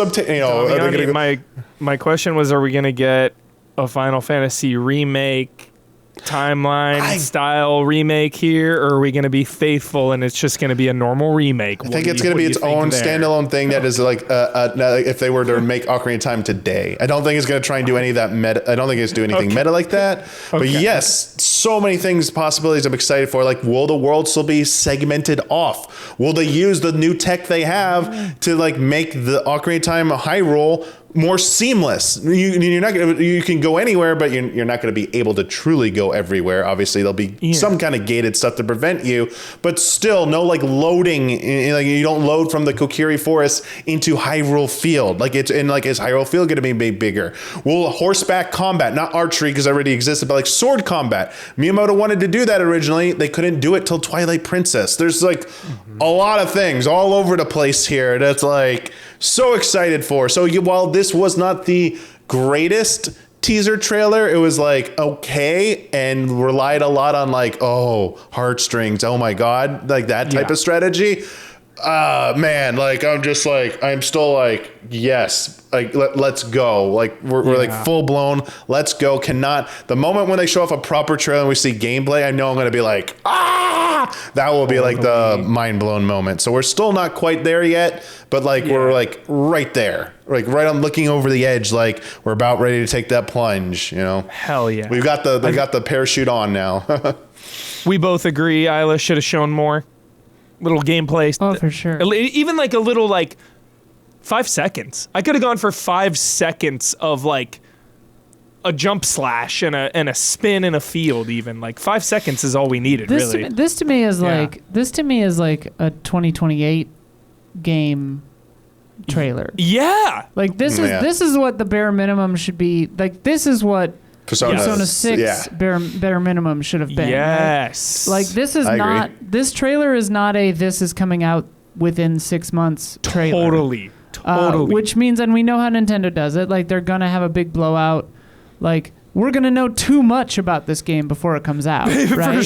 For sure. We're going to flip to a hard opposite direction. There's going to be a huge stop showing us more Zelda.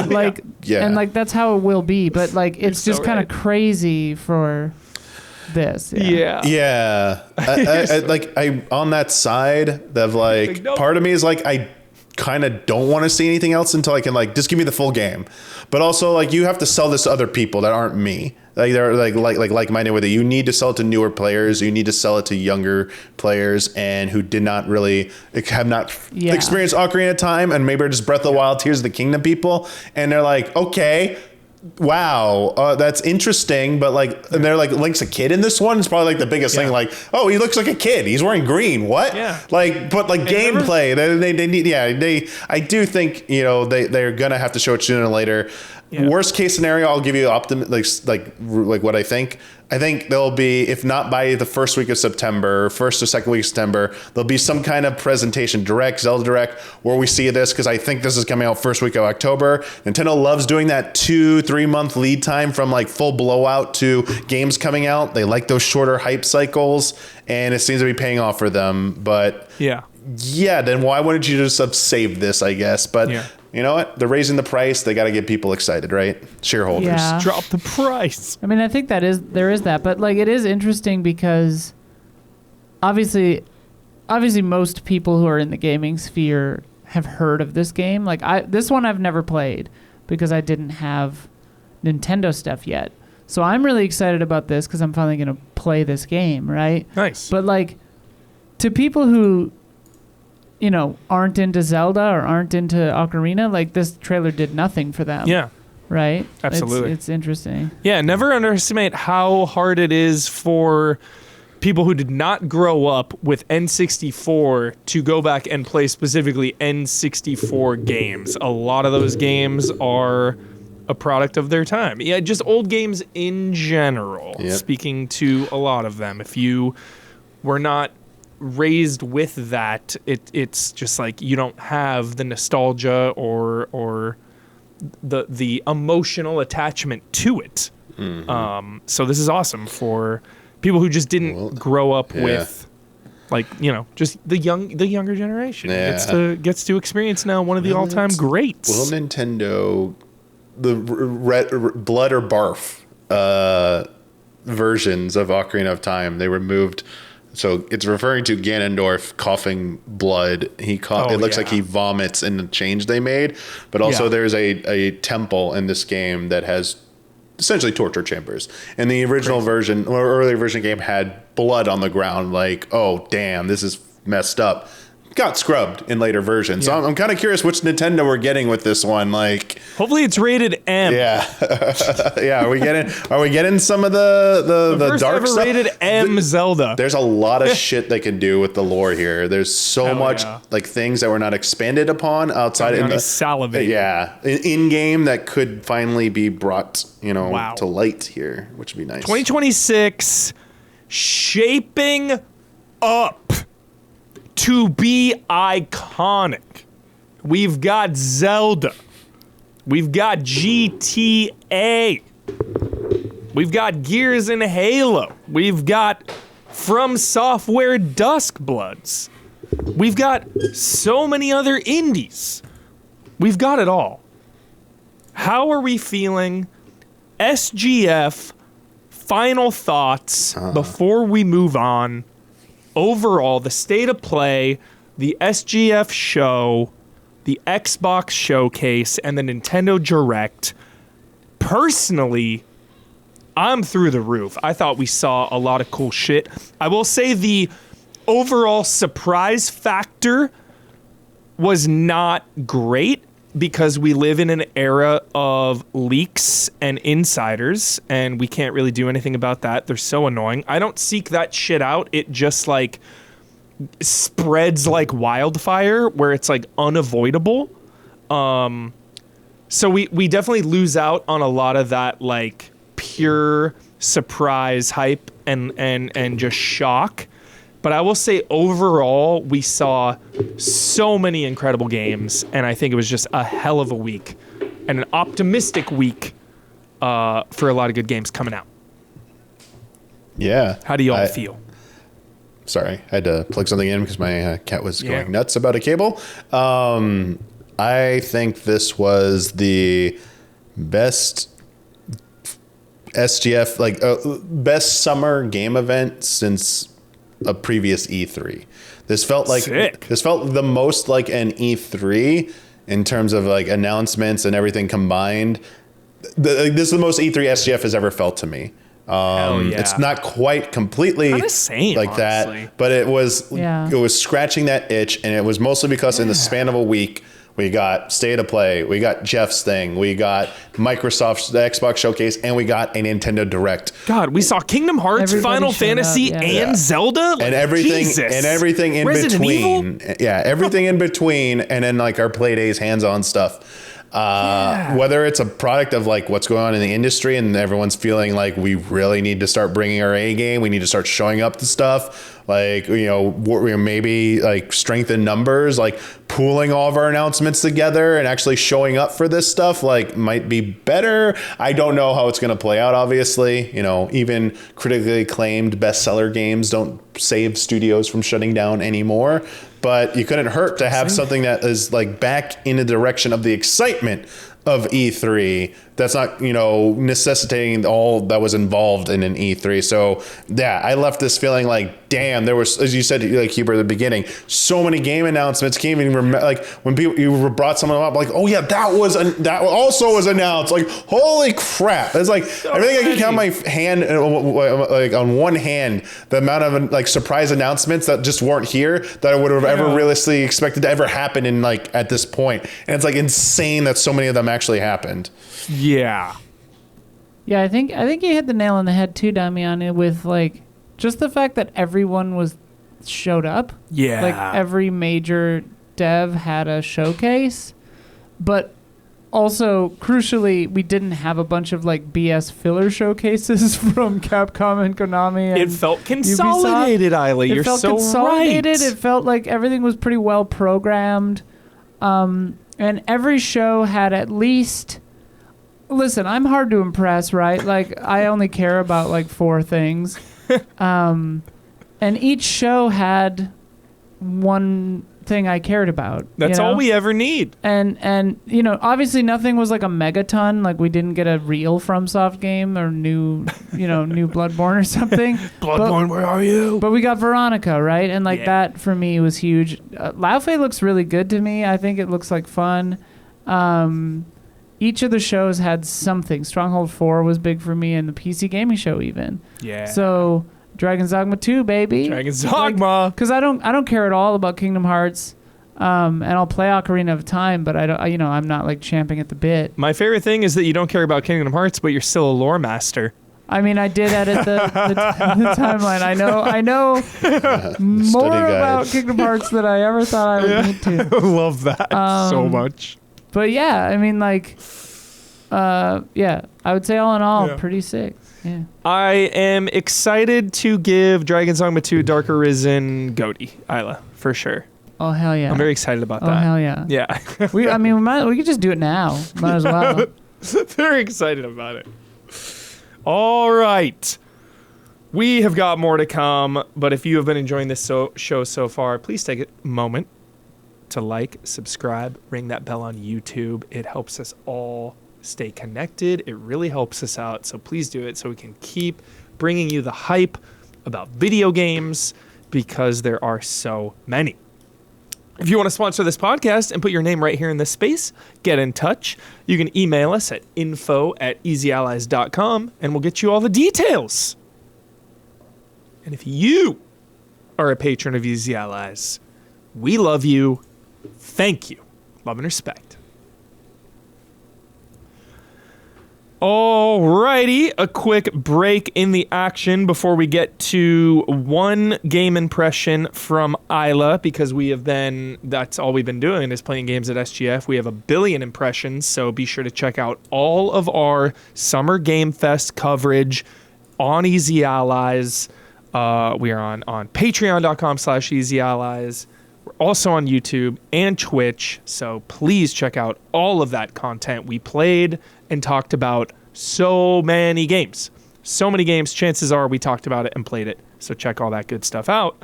But now it is time for my one thing. All right.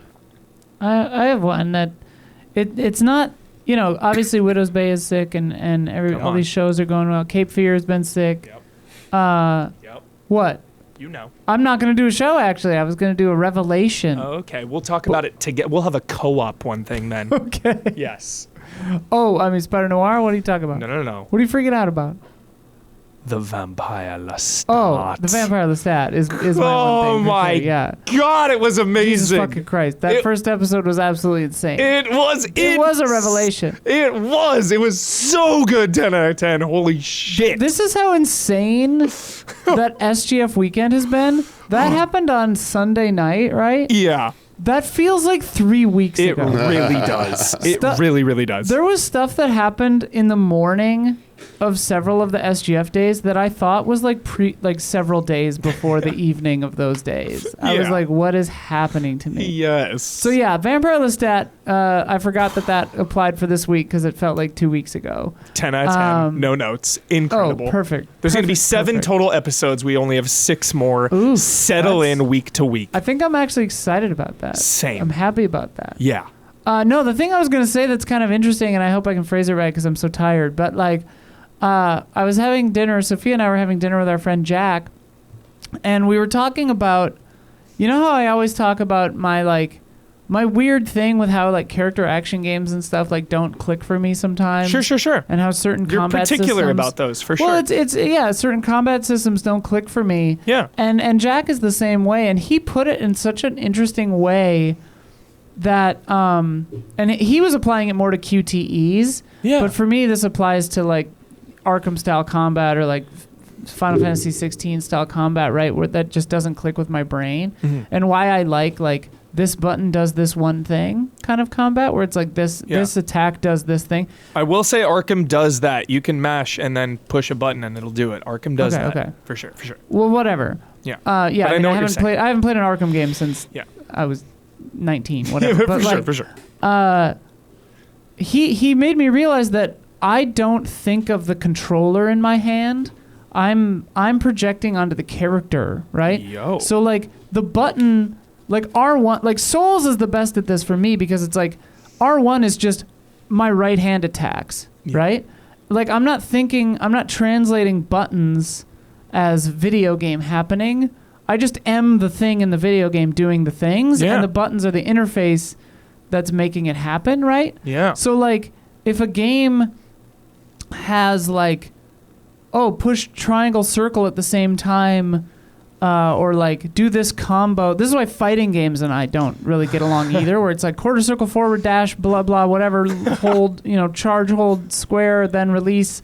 That stuff's hard for me because like, I'm not thinking of it as controllers. I'm thinking of it as the character. Got it. I'm doing this thing. That makes sense. Which is why I prefer things to be one-to-one. I like this button does this thing because it's, for me, it's like, it's not a button. It's my left arm. Yeah. And I've never thought of it that way before. I love that. And I was just like, holy shit. Like, that's what it is. So Stranger Than Heaven might be your favorite game ever made. I don't want to get into that. I don't want to talk about that. Let dead people rest, man. But I totally see what you're saying. All of them. Mifune, too. That makes sense, Isla. But yeah, that was just an interesting revelation that I was like, holy shit, this is why this is It's one of the many reasons why I prefer that style of gameplay. Yeah. Where it's like this button does it. That's why I love like Mario. Yeah. Because it's like X I'm not pushing A, not pushing the bottom button to jump. I'm jumping. Jumping with the legs. Like, yeah. Pew. I'm just jumping. Yeah. That's just how it is. I'm thinking jump and I jump. I love that. You know? Anyway. That rules. I'll go because Damiani's One Piece is always a great finale.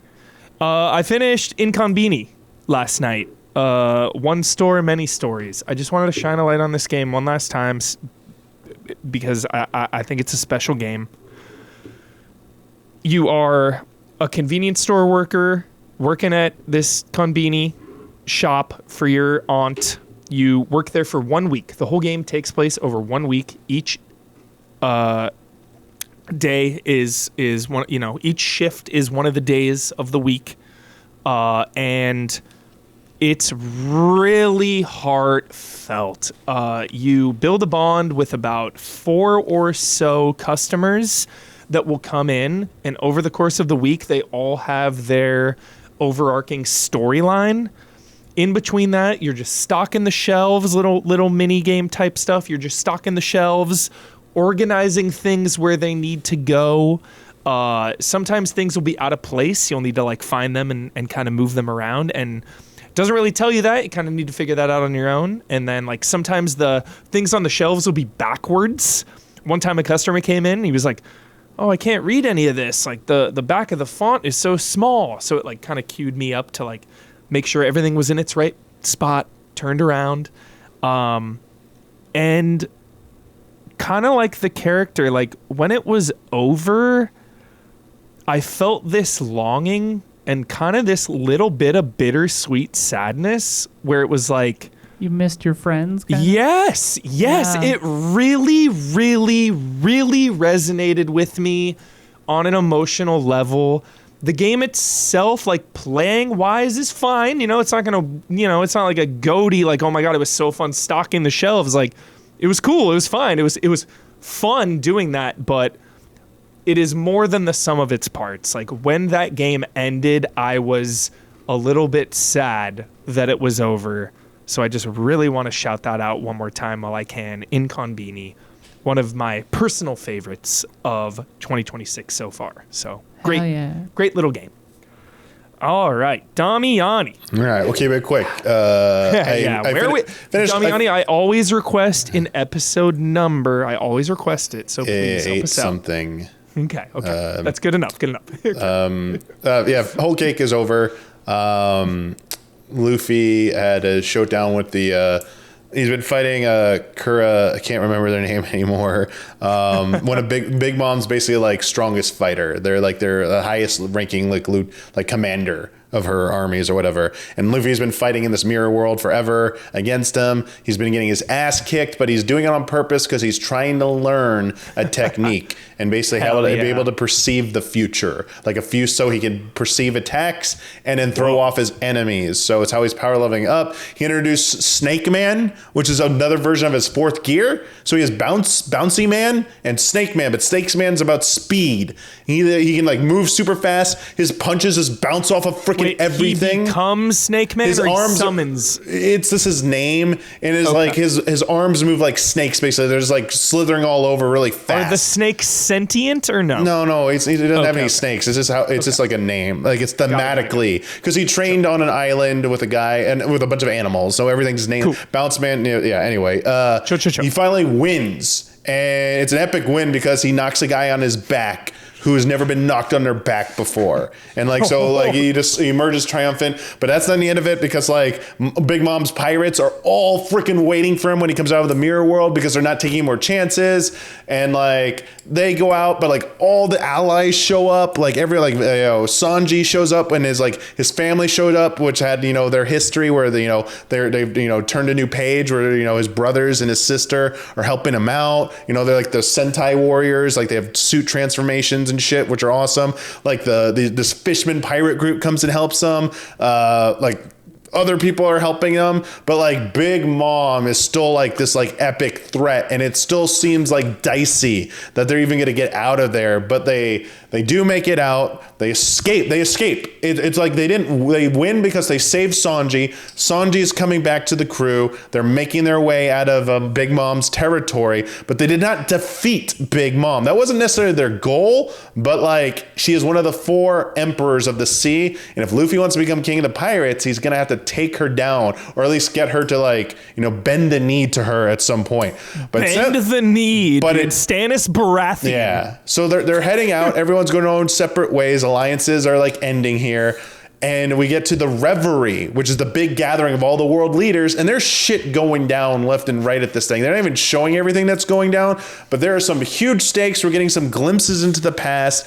And we find out, so Luffy and company are going to be going to meet up with the rest of their comrades, because not all of his crew are there. Some of them are in Wano, the samurai country, where they're going to meet up with the samurai and deal with that. And... sorry, lost my train of thought. To wrap it up,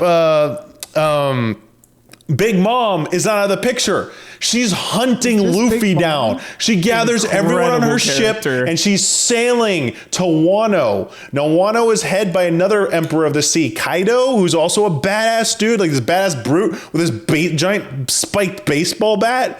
And Big Mom's coming there, and they're gonna like, apparently they don't get along, so there might be like a fight there, and then like Luffy's going there and to meet everyone else. So like, what has everyone else been doing there in the land of samurai? And it's basically based off Japan, Wano, and yeah, I saw the opening for one of the first episodes. Like the style just feels like so different.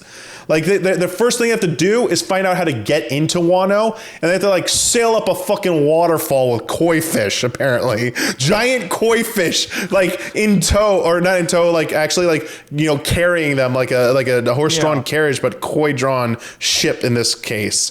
And how many sorry, go ahead. That's where we'll stop. So I'm about to enter Wano. What's your viewing schedule like? Do you watch like 2-3 episodes every day? Every night I try and watch like 2 to 3 episodes. When I eat lunch, I watch an episode with lunch. And then during the weekends, during lunch and dinner, I watch an episode or 2. So I would say I'm averaging 1, 2, 3, 4, 5, 10, 15. This is ballpark it. I say like probably like 20 episodes a week is what I'm getting through. I love that, dude. Yeah. That's so epic. Yep. Sometimes more. There was a sequence where on a Saturday some shit went down. When you get to some and I was like, we're not stopping. I'm not even playing games today. I'm like, I'm just watching this. Holy shit. I love that. Yeah. And they're on like 1,030 or 40. They're in now, so I think they're in really 1,100. I think they're I think they're at 1,160 is the current. Wow. The current arc Wano goes through episode up to episode 1,088, I believe. Oh my god. I think, right? Crazy, dude. I don't know. Yeah, and then the next arc is like 100 episodes or something. These things are so long, but jeez. Love that, Damiani. Yeah. I love how much you're enjoying it. It's just something I have accepted I'll probably never do, but it's unfortunate because I know how much I would love it. What I have to, just hearing you talk about it, and it's so much of what I love about anime. What Obviously, do I have to conquer next after this, chat? What's the Bleach? Detective Conan, right? That's the one that's longer than One Piece, right? That has more episodes than One Piece. Is Detective Conan, right? Is that the one I'm thinking of? Is that correct? Jesus Christ. Chat's like, no, don't do that. I kid. Bleach only has like 300 and something. What? Bleach. Oh, Bleach is not that bad. Bleach that's only. The OG one was only. Yeah, Bleach was only. Catch up on Simpsons, Damiani. Watch all Simpsons. No, I started that. I got through how many? We did this, chat. I got through like 15 seasons. I'm like, okay, I'm kind of no, stop. I'm like, I'm out. I'm like, wow. Detective Conan is at 1,197. One Piece is at 1,164. Holy shit, that's a showdown. Yeah. Who hit 1,200 first? Watch all the episodes of Law and Order. Yeah, Law and Order, Damiani. I've watched a lot of SVU. Love SGF. boy. Phenomenal boy. show. Phenomenal show. Stabler and Oh Benson. yeah, soap operas, Chad. Good call. Yeah. Days of Our Lives and shit. Those My were mom How great. many really episodes loves, is the MASH? 40. My mom loved All My Children. That was her big Ah. one, yeah. Which TV show, anime included, has had the fictional TV show? So not like Cops or something. It's got to be a soap opera. Which It's one has had the gotta most be. episodes? That's I mean, yeah, fictional It's stuff. gotta I don't be. know. fictional. Yeah, Yeah. not news, Yeah. not reality. General Hospital has 15,700 Okay, episodes. never. What? Nope. Yep. Nope. It's been What? on. It's been on since 1963. Nope. As of April 2026, No they had way. 15,766 episodes. Not a chance. Good God, dude. Yeah, if you watch one episode a day, how long would that take? Holy. Do we have enough time in our That life is- to finish it? There's gotta be a human out there who has watched Yeah, I was since just thinking April that. 1st, 1963. I was just thinking that. Every single one. Days of Our Lives has more than 15,000 episodes as well. Jeez. What the hell, dude? Crazy. What a feat. What a feat to last that long. God.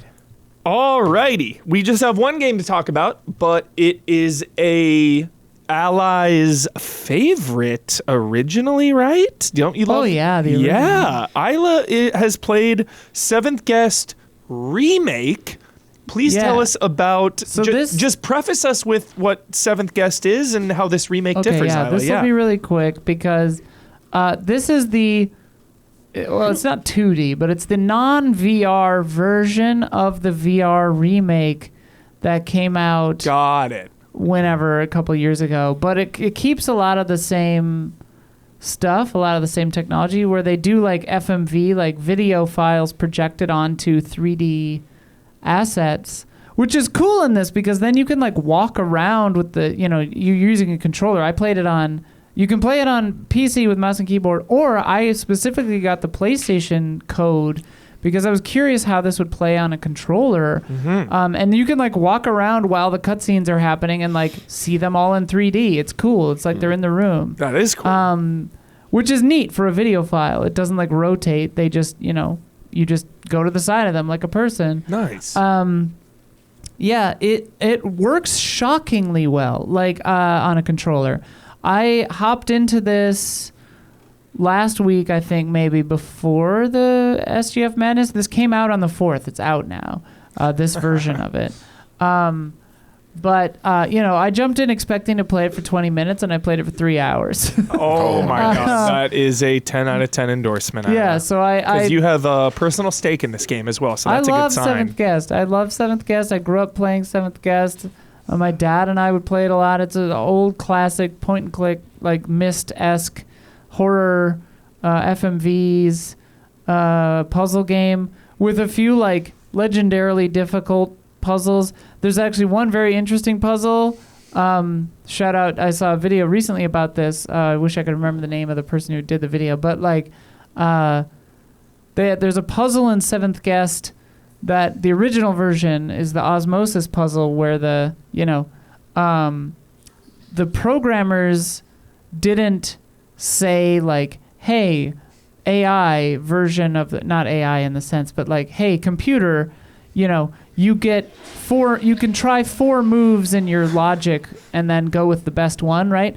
They said you have X amount of time, right? You have 1 second or whatever it is to think of the best move, the best possible move. In this, it's kind of like an Othello-like game. You're like, you take a turn, the computer takes a turn, right? Which back then, computers were slow enough that it was conceivably beatable with the technology at the time. But now computers are so good and so smart and so fast that it can run like millions of moves and choose the best one. Holy cow! In the allotted time that it was given, right? Yeah. So it's like the puzzle is basically impossible now because computers got too good.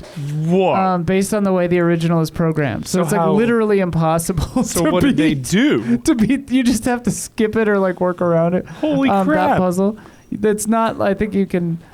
Just because the CPUs are smarter, which is very funny. Yeah. Anyway, that's the old game. But this game is cool. It's a modernized update. Most of the puzzles, if not all of them, are like different. They're inspired by the OG, but they're completely different. There are a lot of nods, obviously, but it's a pretty updated game. If you like this kind of stuff, if you like Seventh Guest, it's definitely worth trying this one, and it works shockingly well on a controller. I really love the location. The vibe, is very cool. Like I want to be in this spot. It's also just like the right level of campy. Like, what's great about Seventh Guest is like, acting was still in its infancy in the 90s when it came to video games. So like,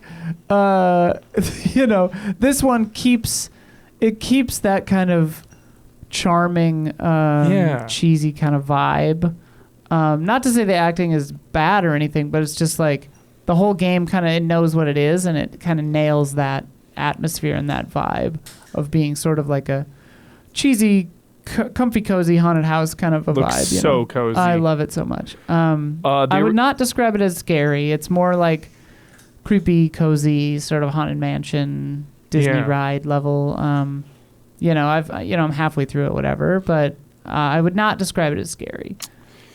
The original came out April 28th, 1993 on, shout out, DOS. Hell yeah, DOS. Love DOS. DOS hype. 93, dude. Doom floppy disks. DOS. Baby Isla got fucking Jurassic Park and Seventh Guest. Hell yeah. Dude. My life was going all right. Yeah. Perfect. Holy hell. Okay, that's it. I love that. Check it out. Good game. Wow, the 11th hour. I remember that box. Yeah, the 11th hour, my dad and I bought that game, but our computers couldn't run it. Because back then, if you didn't have like the right fucking Sound Blaster card, it just wouldn't work. You didn't even know when you bought the damn game. You didn't even know. So like, I've made it a lifelong, like, I keep buying versions of 11th hour. Like I have it on GOG or whatever now. Yeah. And I've never really played it, but it just didn't work. And my dad and I were like, well, funny. shoot. Like, but then it was a weird thing because the computers we had when we first got 11th hour weren't good enough.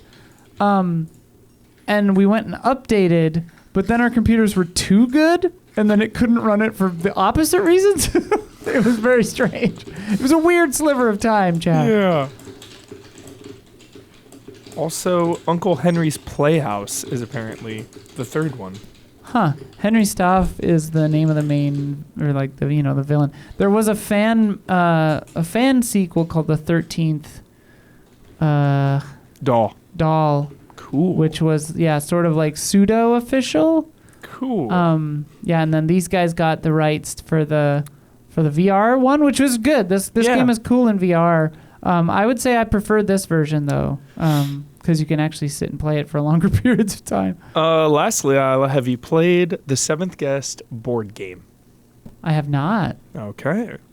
I don't think I knew about it. Yeah, we must play. I'm down. I'm always down. You can rope me into a border card game easily.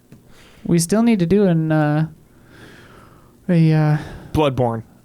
Oh God, I gotta learn how to play it. Oh yeah, this came out like not that long ago. Seventh Guest board game, 2018. Hell yeah. Is this good? Yeah. What's the word on it? I mean, it just looks like Clue, sort of. If it's good, like we should give it a go. It looks just like Clue, sort of. Alrighty. Thank you, Isla. Should I buy this? It's $30. I would. If you need bodies, I'm in 100%. No hesitation. Let no me see questions what Board Game asked. Geek has to say about it. Yeah, I'm always in for a border card game. No questions asked. Alrighty, it's time for Love and Respect.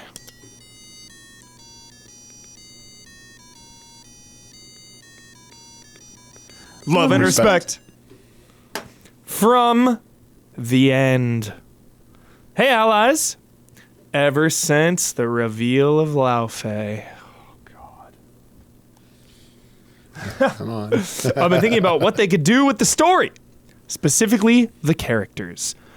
Now I know it's probably at least 3 or more years before we're going to see the entire thing. I think it's coming out next year, quickly.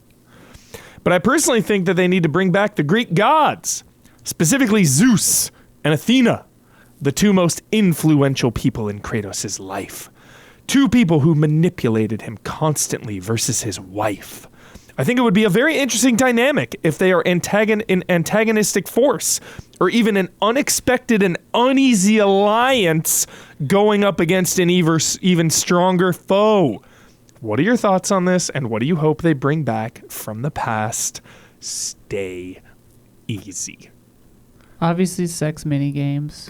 Got to bring them back for sure. Those have been missing from the modern era. The possibilities are fucking endless. That's why I loved this trailer so much. Like in the Everwind, the Never Die, whatever the hell this zone is called. The Everwen, I think. The Everwen. Everwen? Yeah, the Everwen. Legit possibilities are endless. So I get scared, actually. I get scared in my brain to go down these rabbit holes because ask yourself how many times you've been burned by a fan theory that never paid off.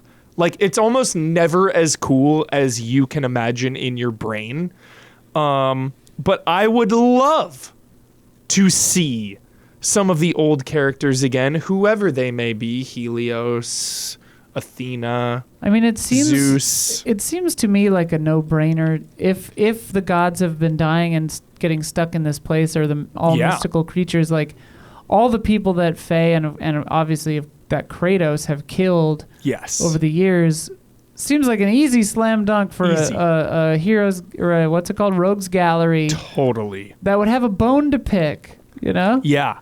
And the banter between Laufey and Zeus is like, I want to see that interaction. I want to see that confrontation. Like, what are they going to say to each other? Because was Odin the New Yorker? Odin was like, hey, I'm walking here. Give me a pizza pie. Hey. I'm Odin. What are you doing? Odin. That was so dumb. What are you doing, man? I'm trying to figure out the afterlife. Hey. Yeah, so sky's the limit. I try to think about just what we've seen. I try truly not to go too down the rabbit hole. But yeah, I was just blown away by the premise itself. Not like, obviously blown away by the technical showpiece that it was and the gameplay of it all, like how it looked. But the story implications are what keep me up at night. Wouldn't this is, I mean, I don't know if this is a spoiler because I'm not fully sure. I cut the review for the PSP game, whatever, Chains of Olympus, for sure. But would his brother be in? Deimos, who just made a triumphant return in Sons of Sparta, the prequel Metroidvania game. Right. So could Deimos show up and lend a helping hand? Yeah. Whew. Yeah, see, this is what I mean. I can't go down this rabbit hole. I can't do this. I cannot do this. I'm just excited that it could, like, it'll have gods from any pantheon. It's so cool. Which I think will be really neat. It's so cool, because that has been the fan base's wish for so long, like since the God of War 2 and 3 days of like, where does Kratos go next? You know, we want him to, you know, that was in the age of like, we want Kratos to just kill everyone. Rah! Like, too bad it's a girl you have to play it as, though. You chose. Oh, ha ha ha. Although I did see... I don't think anyone is mad about Laufey. She looks bad. Oh, dude, so many dudes are mad about this. Are you fucking serious? See, this is why I remove myself from the unnecessary discourse. Internet free humor is so good. It's the best. I don't even care what they say. My favorite meme, though, because people were like stunting on this, right? Like everyone is... Yeah, your ignorance on that is charming. But like... Yeah. My favorite one that I saw, though, that I legitimately laughed at was God of War laundry. Oh, my God. And she's, like, doing the laundry. That is insane. I'm like, that is kind of funny. Yeah, I'm trying to... So we've had... I mean, like, fuck you if you mean that seriously, but, like, very good joke if you're being tongue-in-cheek with it. I'm so happy about it because we've had God of War 1, 2, 3, Ascension, Chains of Olympus... Ghosts of Sparta, 2018, Ragnarok. We've had like 8 games as Kratos. So it's so cool we get to play as. Yeah, but it's Luffy gay for not to this one. play as a guy. You know, not to look at that hunk of man meat swinging around. You know, it's gay to play as a girl. Limiting yourself if you have those beliefs. I got to tell that to those people. Yeah. Jeez. I, for one, am very excited to play as her. Yeah, she looks so fun. She looks great. And I like that actor. It's going to be cool. Yeah. Karen Page. Back in action. Hell yeah. From Rat Avenue. Great name. Holy shit. Rat Avenue. Take me to Rat Avenue. Rat Avenue, somewhere in New York. Oh, yeah, every avenue. The Rat Czar. Hello, allies. Lately, I've been going through old images of people playing past consoles. And the thing I've noticed the most in each one of them was the setup. The PS2 Xbox Gen was a pretty simple TV and couch setup that most of us know and love. But through consecutive generations of consoles, the setups were slowly shrinking. Gone are the days where one would laze around on a couch with a massive TV and game. Now, more than ever, it seems like people prefer to game on desks. Even console players seem to prefer this setup. My question to you is, do you still game the, quote, old-fashioned way, or is your desk your go-to? Thanks for taking my question if you do. Desk is for work. Desk Couch is for work. Play. Yep. I hate gaming on desk. I agree. I avoid my desk at all cost. It's why I've moved away from PC gaming. I know you can game on... I know. You can game on your TV. You can game on your couch with your PC. It's fine. But, like, I just like laying on my couch. Just my setup is easier that way. It would be hard to kind of set up my PC because it's, like, in my office area with all my work space. You know, it's like a separate area. So that's why over the years I've gravitated towards consoles because I just love playing on my couch. What about you, Damiani? I know you love to play in bed. Yeah, I was gonna bring that up. Just like the Switch and Switch 2 being able to play in there, and it's like the portability of it. That's been even before like the little arm thing. I'd always like that's been like a big big sticking point or selling point for me. For the Switch and now the Switch 2. As for the other thing, while I will play. Like, I can remember playing some of Death Stranding 2 from the couch here on the TV.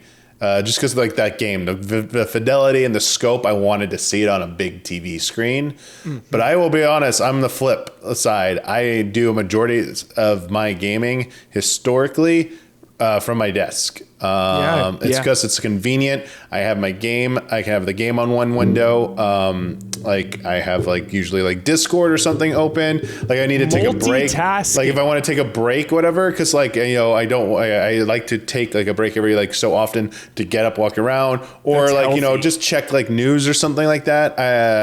I like prefer doing that instead of like reaching over my phone every second because like it's I don't know like I like doing it that way and I've been doing that for like a long time, even like before I like moved to Texas, like even in California. There was like a time in like I will say when I was younger I played more from a couch. I will say that up to like a certain point. And then I would say like about the time of Easy Ally starting in 2016, I was definitely like more of a staying at my desk. Yeah. But prior to that, I was definitely more of a play on the couch, play on a TV, enjoy it, not play at my desk. But like for probably the past decade, I've been mostly play at my desk. Yeah. Shout out everybody. We've all got feelings here. Isla, Damiani, viewers, listeners. Shout out to playing on the floor. Oh yeah. Oh yeah. I've done that little in a long Mario time. Kart action. Everybody's on the floor. Let's go. It's little been a golden eye. Putting your back up against the couch. Yes. Because there's too many people, or Yes. Love that. Yes. Desk is for work. But I love that, Tommy. I love you playing on your desk and your bed as well. I actually... Also, those are the days of really short controller cables. Good point. True. Yeah. I did kind of had to get close. You're so right. And TVs were smaller back then. Yeah. You're so right. Yeah. It's a lot of good points there, yeah. Last night in bed is where I finished in Konbini. I was on the last day. And I was like, dude, I'm going to close this game out in bed. And I played on my 1080p old, like 40-incher, just in bed, laying down. It was delightful. It was nostalgic. It was so jolly. Alrighty, from Cupcos. Hi, LS. At the Xbox Showcase, Senua from Ninja Theory was revealed. Hellblade 1 and 2 are games I adore despite their issues and hold them very dear to me, so I do come at this with a bit of bias. With the talk around Senua being that it is, quote, more like an actual game now. See, this is why I gotta get away from that discourse. People are saying that it's like an actual game now. Like, I find myself a little worried that in doing so, it will become just like every other game in the genre. I see people wanting it to be more like other games by adding waypoints, experience points, and skill trees. And I feel like to do so would be to lose part of its identity. It feels like the gaming community at large doesn't want anything different or unique to stand out amongst the deluge of games, even if said game finds a niche group of fans who love it the way it is. Are people right to be calling for additions like this, or does it feel like forced conformity to appease to the larger gaming community? Love and respect, Caleb from Australia. I do hope we beat you in the World Cup. No hard feelings. I saw a Mexico one today. That was a cool game. I got to see like half of it. Wait, the World Cup started? Today, yeah. Yep. Isn't it in LA? Tomorrow night, watch out for traffic. It's at SoFi at like 6 or 6:30. God, it's on a going to be Friday a too? madhouse. A madhouse. So wait, it hasn't been here yet. No, here, no. That'll be yeah. tomorrow. But the official World Cup started today. Oh, it's all over North America. Yep. I don't know anything about this. Yeah. So But just also, I was we were commenting that it was like crazy that it's in LA and we don't even know. yeah, look about out. Look out tomorrow. It's going to be chaos. On my way up here, I saw no fewer than like 5 signs that said avoid congestion, June 12th, use transit, public transit. Oh, I have been seeing yeah, those signs. they have chaos. signs It's gonna I didn't know what day Dallas it was, too. so I was like, Yeah. when's There are that? a lot of signs here in Dallas. Yeah, it's going to be nuts. So, not only regarding Senua, people wanting it to be more like other games, let's just broaden the question up a bit. How do you both feel about games just trying to Well, check I think- more boxes? I don't know if that's exactly the heart of the question, because to me it's like when it comes to Senua, and obviously the game's not out yet, we don't know. The trailer looked a certain way, and maybe we can all make assumptions based on that. But like, you know, it could be very similar. Unsure, right? Yeah. Unless Yeah. maybe they've made statements. But like, I think that in this case, it's very possible that they're just responding to feedback from Hellblade 2, because like, it was a common criticism that I had heard that it felt like, it wasn't as interactive as people had hoped. Yeah, even I gave it like a medium positive review, and I love those games. Yeah. Well, and it's like, it's funny, but, and we talked about it even earlier, where it's just like struggling up a hill, just pushing forward in reality, right? When it's like, I don't know how else you do that. Like, is it better to just make that a cutscene and not pretend like it's gameplay? I don't know. Like, I don't know the solution to that problem. But yeah, like, I could see that just being a response to feedback from the second one, like from critics and fans. Like, so to me, it doesn't ring as like disingenuous, because these games have always had an action element, So like, I think, and narratively, I mean, without, Senua, if she's feeling more, confident, or which other way, maybe it would be more of a action focus, because she would have less to struggle against, or differently struggling against. Yeah. I just think, like, to me, it's like good combat and good gameplay is important in a game. Totally. And they have said they've designed it as a larger scale action adventure game. Combat allows to engage multiple enemies simultaneously, dual wield weapons, special abilities, and battle a variety of mythological creatures and large scale bosses. There's multiple ways to approach encounters, including the ability to avoid direct confrontation through stealth. So it is checking those boxes. And, even though the combat was like pretty simple in 2, it was still awesome. Like there was just a lot of 1v1 battling, but like it had such a nice impact and feel that I still had fun with it. I still had fun with the combat. And just from the trailer we saw, it still looks like it retains the vibe of that, but probably just more fleshed out, like a sequel should be. Yeah. Yeah. It is interesting though, because you have Senua, right? Trying to people wanted to mix it up. It looks a little bit different, but similar. But then you have the other way, which is Resonance, A Plague Tale, which is a completely different vibe based on A Plague Tale 1 and 2. So it's like, would you rather have your sequel? I mean, this is what we talk about all the time, right? Yeah. Remember where it's like Ragnarok is the kind of the perfect example, or you shout out to Spider-Man 2 a lot, where it's like safe. Is a safe like more of the same sequel what we want, or do we want a sequel that goes in a completely different direction and tries something crazy like that? You know, we talked about it when we spoke about Control Resonant, where it's like it feels like a sibling, you know. They're sisters, not twins, right? Like, it feels like a sibling, but so it still makes sense, but it feels different enough and like it's doing its own thing so that it's going to be its own kind of take. Yeah.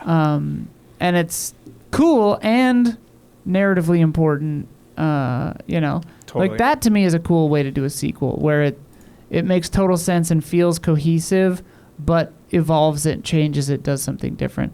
That said, there are other series, you know, like, you know, Silent Hill or something comes to mind, where it's like, I kind of do want it to be fairly similar to the format, to the formula.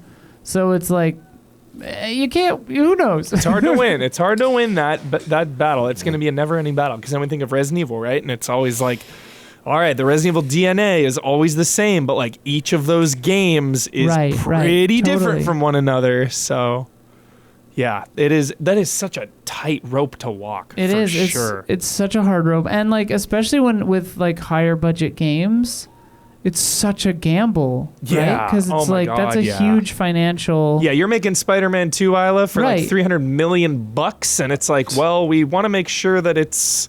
Like, of course you're going to just do more Spider-Man, because, like, that's what hit, you know? Like, it would be kind of nuts to not for that budget. Yeah. Awesome. Alrighty. Thank you, Cupcoast. By the way, before we get to this week's bets, Easy Allies patrons are getting 2 bonus Love and Respect questions, and they are good ones. They are about disappointments, basically. So if you want those hot spicy takes. See, we lock our rage bait, rage farming content behind the paywall. I thought of that when I did it, Isla. It was calculated. I did it on purpose. Yeah, it's called discipline. It's called respect. Yes. So there you go. So consider becoming a $5 patron at patreon.com/easyallies, because you get this podcast 2 days early and ad free. That is the best perk possible. You also get into our official Discord, where everybody is jolly talking about games and doing epic countdowns. You can submit questions to Love and Respect. So please get in there, help us out, because that is how we stay alive and keep going and delivering all of the incredible content to you. Also, if you really want to help us out, you can join one of our producer tiers. Starting at $25, all of our producers get their names added to the monthly podcast credits, which are read aloud by none other than living legend Brandon Jones. And our platinum producers get a shout out on this podcast each and every week. This month's shout outs go to Lizard Wizard 64, El Thanis, and Jabawabs. Shout out. Wow.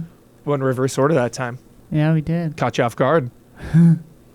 Now come join us on Patreon for those bonus questions. Patreon.com/easyallies. Get in there. Get in there with those the top 10s for the patrons' top 10s. So fun. Those are a lot of fun. They are and they're fun. better the more people get involved. Yes. We always have a blast with those. Alrighty. We didn't have a bet last week because we had the betting special. Stay tuned for the results show. But this week's bet, we've got it right here. You forgot about this game because we didn't see it this weekend, but here is another game coming out. There's so many games. You're ready. I'm going to hype it up. You're shocked. You're going to be like, oh my God, that's coming out next week? How many spins will be in the Dench Attack launch trailer? How many spins? A full revolution is a spin.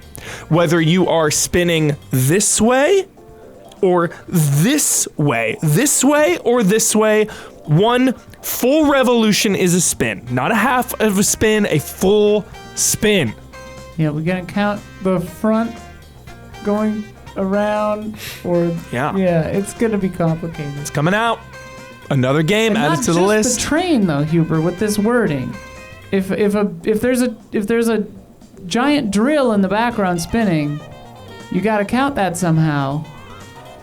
It's not just the way you worded this. It's not just the train. It's how many spins in the trailer. All right, the council will be on standby. There in the previous trailer there was an attack that was like saw blades. Those MFers were spinning, baby boy. The council will be on call. We have the council on retainer, so we'll call them in, and we'll go from there. Yeah, Damiani, how many spins? I'll go with 37. 37 spins. Don will not have a bet today, nor will the wild card. Isla. I'm saying 26. 26 spins. I typed it in here, chat, so I don't have a card today, but I said 11 spins, so I've got the low. I was thinking about craps when I made this bet, when I made my answer. Yo is 11. They call it yo. So I went with yo. So there it is. We're locked in. Dench Attack added to the list, added to the backlog, the never-ending backlog. We got promotions, SGF stuff, all of it. Check it out. We covered so many games. Isla, Damiani, Sophia, Dawn, Bloodworth, myself. We played so many games, talked about so many games. A lot of that content is already up. Don cut a ton of that stuff. Isla, did you cut any of the SGF? I want to give you credit too. Did you cut any of the SGF ones? No, that was Don. Yeah.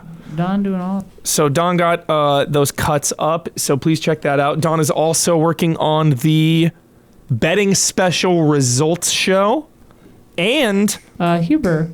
Yeah. Dench Attack comes out on July 15th. July 15th? Yeah. Not June 15th? No. July 15th. Are we sure? I'm looking right at it. Are we sure? I'm looking right at it. It's not coming up. God damn it. All right, we'll come up with a bet. I mean, if they do another trailer. Fuck. All right, well, great catch. We'll come up with another bet. Not right here, but we'll get it in at the top of the show next time. How about Disclosure Day? Disclosure Day, what about it? I don't know. Something that we could use the same exact numbers. Okay. How many aliens will we see in Disclosure Day? How many aliens will we see in Disclosure Day? A full-bodied alien does a silhouette count. Who's going to count that, and now you're going to prove you counted it? Like, no, that doesn't work. No, we can't. All right. Hold on. All right. We'll get this. Hold on. Will it be aliens at all? I still suspect that there's going to be a twist that they're not actually aliens or something. Hold. What will... No, Huber, because the result will be over. Just have us guess how many goals will be scored by, like, USA or something in the World Cup game. Oh, that's so fun. Fun, huh? Yeah. Fun. That's fun. A World Cup, yeah, because we have an international audience at Easy Allies that is heavily invested in the World Cup. It is a big deal. It is Olympic level implications, just high stakes. How many goals will USA score tomorrow? All right. I will say 1. Okay. I'm going to say 3. I'll say, football, they don't score very much, right? I'll say 0. 0. All right. Okay. Fuck America. All right, I've got the high. Isla's got the low. There we go. We're gonna pocket that Dench Attack bet. That will return. Dench Attack will return. We have to keep the same numbers. Yes. I can't. Oh, I'm sorry. I got that wrong. July 15th. June and July, they look the same. They look the same. 4 letters. You know, they fucked me here. Wikipedia It's got it wrong. Wikipedia is not a source. I think it got moved. I think everything got moved. It must have got bumped because Wikipedia here still says June 17th for Windows, Switch 2, PS5, and Xbox. The Wikipedia. Yeah. The dreaded Wikipedia. I want final confirmation. I'm going to their main website. I looked at it, the Steam release date. Going to the main site. Dench Attack. July 15th. July 15th. Confirmed. Wait, Lock it 17? in. Oh, it comes out later on Nintendo Switch. Lock it in. Alrighty. Oh yeah, here's the thing that says it's been delayed to July 15th. Got it. All right. So, a delay. As many games get. Let it cook. Let it cook. Let that one cook. That is high on our radar. Big time. Alrighty. We don't have a winner of the bets, so we all get to shout out to anything that's on our mind, and we get a final word, and we get to sign off with our trademark sign off. Anybody have anything? I just want to shout out to the Vampire Lestat. That's it. Dude, 10 out of 10. yeah. No notes. Hell yeah. Incredible debut episode. Holy shit. Worth the wait, because Interview with the Vampire Season 2 was 2 years ago. By the way. Hell yeah. Yeah. Anybody have anything? Do you want the final word or the sign-off? Final word. Bad reveal, Persona 6. You can't do that. Not good. Try harder next time. You're so right. And Easy Allies trademark sign off, maybe, Isla? What's that? Love and respect. Oh, yeah. Yeah. Yeah, okay. I don't get one then. Sorry. You stole mine. I'm sorry. You can still do it. Good night, good game.